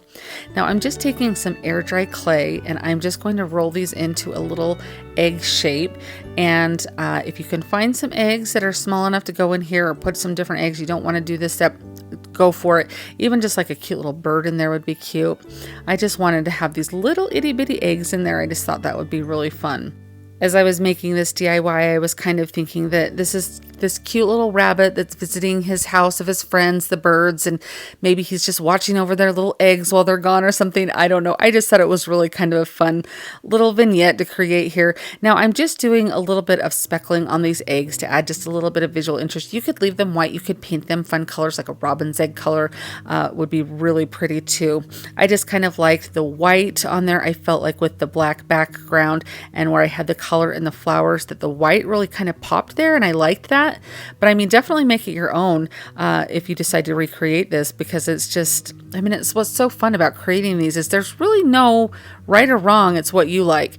Now I had a little bit of antiquing wax left in my brush, so I just went over that wood to kind of rustic it up a little bit. It was kind of a little bit blonde, if you will, so I just kind of was making it tone it down a little bit. Now I did take a little bit of Spanish moss and tuck up in under any empty spaces that were at the bottom there, so like under the nest there, kind of behind the bunny a little bit. I felt like that really, and then I just kind of trimmed it off. I felt like that just kind of really closed in any gaps there.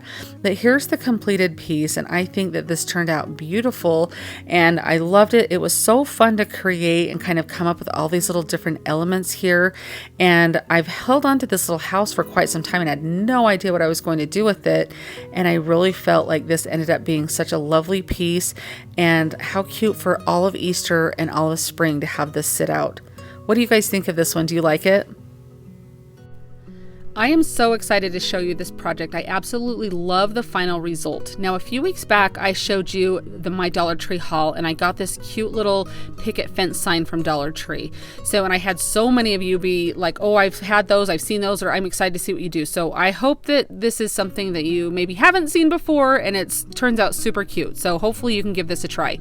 Now, on this particular sign, these things come off so easy. Both signs that I have tried to remove things from, they pop right off. They don't ruin the sign. So hopefully that's how everybody finds their sign. So I just get everything removed from the sign, and then I just cover it in white chalk paint. You could do whatever color that you would like.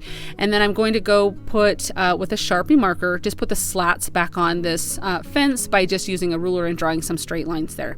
And then I'm going to go over them with some white paint to dull them down a little bit, because I don't want the huge contrast of the black with the I want it to look aged and kind of more natural, if that makes sense. Hopefully it does. I know I say if that makes sense a lot, but I guess in my mind I just want to make sure that I'm saying it so you can understand it. So I apologize for that. Anyway, now I'm just taking some antiquing wax on a chip brush, and I wiped a little bit of it off on my baby wipe there, and then I'm just slowly going back and forth here on each of the slats to kind of give it a wood feel. And then I'll kind of go back, and you want to make sure not to go over an area that you've already done, because that will smear the wax and it won't give you the really good streak lines there. Now, these boxes I'm sure you've seen at Dollar Tree. I'm removing the centers out of them, and we're just going to use the bases of these little drawers. So I'm just using some wood glue and some hot glue to get these glued together. And I had somebody ask me if that wouldn't compromise the wood glue by using hot glue, and it does not at all. It's actually pretty common practice if you don't have like clamps that size or something, or in a pinch, to use hot glue to clamp them closed, that instant hold to keep the wood glue there and in place. Now, I do have clamps, so I am just going to clamp this together, and I wasn't intending on doing this, but I really don't want there to be a space between those little boxes. I want them to look as cohesive as possible. Now, I'm taking some craft sticks. You could do painter sticks, you could do the craft popsicle sticks, whatever. These are just some sticks that I got on Amazon. I'll see if I can link them below for you. And they don't have like the curved edge like the painter stick. That's why I like them. And I thought it would really elevate this to have it look like a little planter box if I put this edge on it. So I just cut it to size, just by eyeballing, you know, kind of where I measured it, cutting it with my scissors, and then I'm just using the wood glue and the hot glue. You do want to make sure, you can see there that I don't put the hot glue over the wood glue. You don't want those two to mix. You want the wood glue to actually only be touching the wood. And then I just cover this in white paint. I went back and forth if I wanted to do like just stain it brown, which would be really cute too, but I am really happy with how it looks all together at the end. I like the really light color to it. So then this is just one of these cute little signs that they do at Dollar Tree all year long. This is one of like the hollow ones, if you can see what I'm talking about here, that's not like the solid wood, and that's what we want. And so I just removed that little hanger because I want this to be like a little tray shelf on here. So I'm just going to measure this. You can see it's way too big for how it is, so I need to cut it down. So I'm just kind of measuring it there and seeing exactly how I want it. And you can kind of see, if you could, the cameras are really hard to pick up, that I drew a little line right there where I'm going to cut this. Now I pull out my miter box and I cut this down with my miter box. So you can do that however you would like. You could also build, like with just using some paint sticks, your own little tray to go there. I just thought it would be, I was going to try to use the sign, and it actually works out really well. Now I need this to be closed on the end, so the piece that I cut off, I am just going to tear that little end piece off. It snaps right off, and just using some super glue of some sort, I'm just going to glue that back onto the end so it makes a shorter sign. Now by all means, if you can find a shorter sign at Dollar Tree that works, that's already this size, definitely use that. So this paper just peels off of here, and then if you spray it with some water and let it sit for a couple of minutes, you can scrape all of that glue and all of the residue and the excess paper off. So I just get that all clear. You don't really want to paint over it because it will start to peel up the paper. It'll absorb the paint and it won't look very nice. So I do recommend taking all of that paper off. Now I paint that other tray white, and then I go back in and distress everything, because you guys know that I love to distress things. So completely optional here how you decide to do this. I didn't sand any of it. I only used just antiquing wax on my chip brush, and I just went over all of the edges, and I thought that little lip going around the edge there gave it a really good dimension. It added a lot with the to add a little more distressing to it. Now I'm going to glue this onto our little fence here using just some super glue. So I don't use any hot glue because I didn't want it to push out at all. I wanted it to be as flush as it could. And sometimes with hot glue, it will dry a little bit before you push it, and it will not let it sit flush to the thing. So that's why I did that. And I didn't have any clamps that would really clamp that really good. So now I'm just distressing this other little tray here just the same way, just antiquing wax on a little chip brush and going around getting the coverage that I want. And then on the back side of it, I also use some super glue and then place that, and I could kind of get the corners, but there was a little bowing in the middle, so I just held it with my fingers for about 60 seconds for it to dry. You guys, look at how cute this little fence, like potting bench. I don't even know what you want to call it, but I think it's so cute. So now I'm just going to accessorize it. And you guys, this is something that you can use all year long and accessorize with all sorts of different seasons. I'm just putting a little beaded garland, kind of fits right over those little pegs on that, the pickets on that little fence there. And the little tray lets you just stick some things in. Kind of think of like an alternative. You guys know I love to do like different types of tiered trays, and I feel like this really kind of fits that bill. And you can just see that things just sit right in there. So here's a little bonus DIY. I wanted something else on my shelf there, but I couldn't find anything in my stash that really worked. So I'm just taking, this is a wooden nameplate card for like a table setting. And on one side, it's a chalkboard. It's just the plain wood on the other side. And it came from Hobby Lobby in a pack of like 10. It was like $2 or $3. So keep an eye open for those because I love this shape. And this is just a Dollar Tree rub-on transfer that I am using. I thought this was so cute. If you guys follow me on Instagram and you see this transfer at your Dollar Tree, message me and let me know. I would love to find some more of them. Now, as I'm peeling this back, if there's an area that the design is not fully transferred, I just lay it back down and then I just go over it with my little craft stick there to make sure that it's fully transferred. Where the antiquing wax does make it take a little bit of extra time because that wax, it doesn't want to stick to the best. You guys, this is one of those items that I kind of visualized it. I had the little idea, and as I was putting it together, I'm like, this could be a total fail. But oh my gosh, like I am so excited with the outcome of this. I think it's absolutely beautiful. It's going to be so fun to decorate for all different seasons. It's a piece that can stay out all year long in my home, and it was constructed with all Dollar Tree items. Like that just blows me away. Is this something that you guys would make? If you did, would you leave it up year round? I would love to know your thoughts on this piece. Have you guys seen these all over the place? I feel like I have. They are called a sugar mold, and I've seen a lot of people put candles in them and things. I found some at antique stores, at flea markets, vintage market days, all sorts of different places. I found this one on Amazon, and I will leave a link down in my description box, but I love doing different things with them. So I'm just taking a little bit of Spanish moss, and I'm just going to stick that down into each one of them. This is just going to kind of fill up that space in the bottom, and I thought the Spanish moss would look really, really cute. Now, if you've purchased any of these with candles in them before and you use the candles, you can definitely, there's lots of techniques to get the wax out so you can use them to decorate with. I'm just going to take some carrots, and I'm just showing you that it doesn't matter where you get your carrots or what kind you use, or if they're homemade. Those are from Dollar Tree. Hobby Lobby has some cute carrots. All the craft stores do, really. Or if you just have some that you've used in your decor before. But however you get your carrots, you're just going to take one for each of these little molds here, and you're just going to stick them in. I kind of like to angle them a little bit different so they're not straight up and down. That's just a matter of personal preference. But I'm just going to take a little bit of reindeer moss, and I'm just going to tuck that in around. That adds just a little bit of a greenery color there. And so that way it just kind of adds a little different element. You do have the option of gluing all of this in to have it stay in there, so that way it will be more permanent. But I want to be able to change mine out, so I did not glue any of mine in. It's just all resting in there. I have this cute little fresh carrot sign that I picked up at Hobby Lobby. I have seen little tiered tray signs like this anywhere, so if you had a cute little one for spring or different holidays, it would be fun to use. The sugar molds are naturally like tapered at the bottom of it, and so I wanted it to kind of sit flat rather than be at an angle, so I glue a tumbling tower onto the block. And then I had a little gouge in the frame, so I just used a Sharpie marker, and I also used a Sharpie around the edges of the tumbling tower block, so you wouldn't be able to see the light color of it. It would just look black. And I just use a minimal amount of glue to make sure that that stays. But I'll also be able to remove it when I do something else. But look at how cute this turned out. I love this. I am so excited to think of different things for different holidays to do with this. If you happen to see these in your antique shopping or flea market or anything, definitely pick one up. I will leave that link down in my description box to the ones on Amazon. I just think they are so cute, and I'm going to have so much fun decorating with it.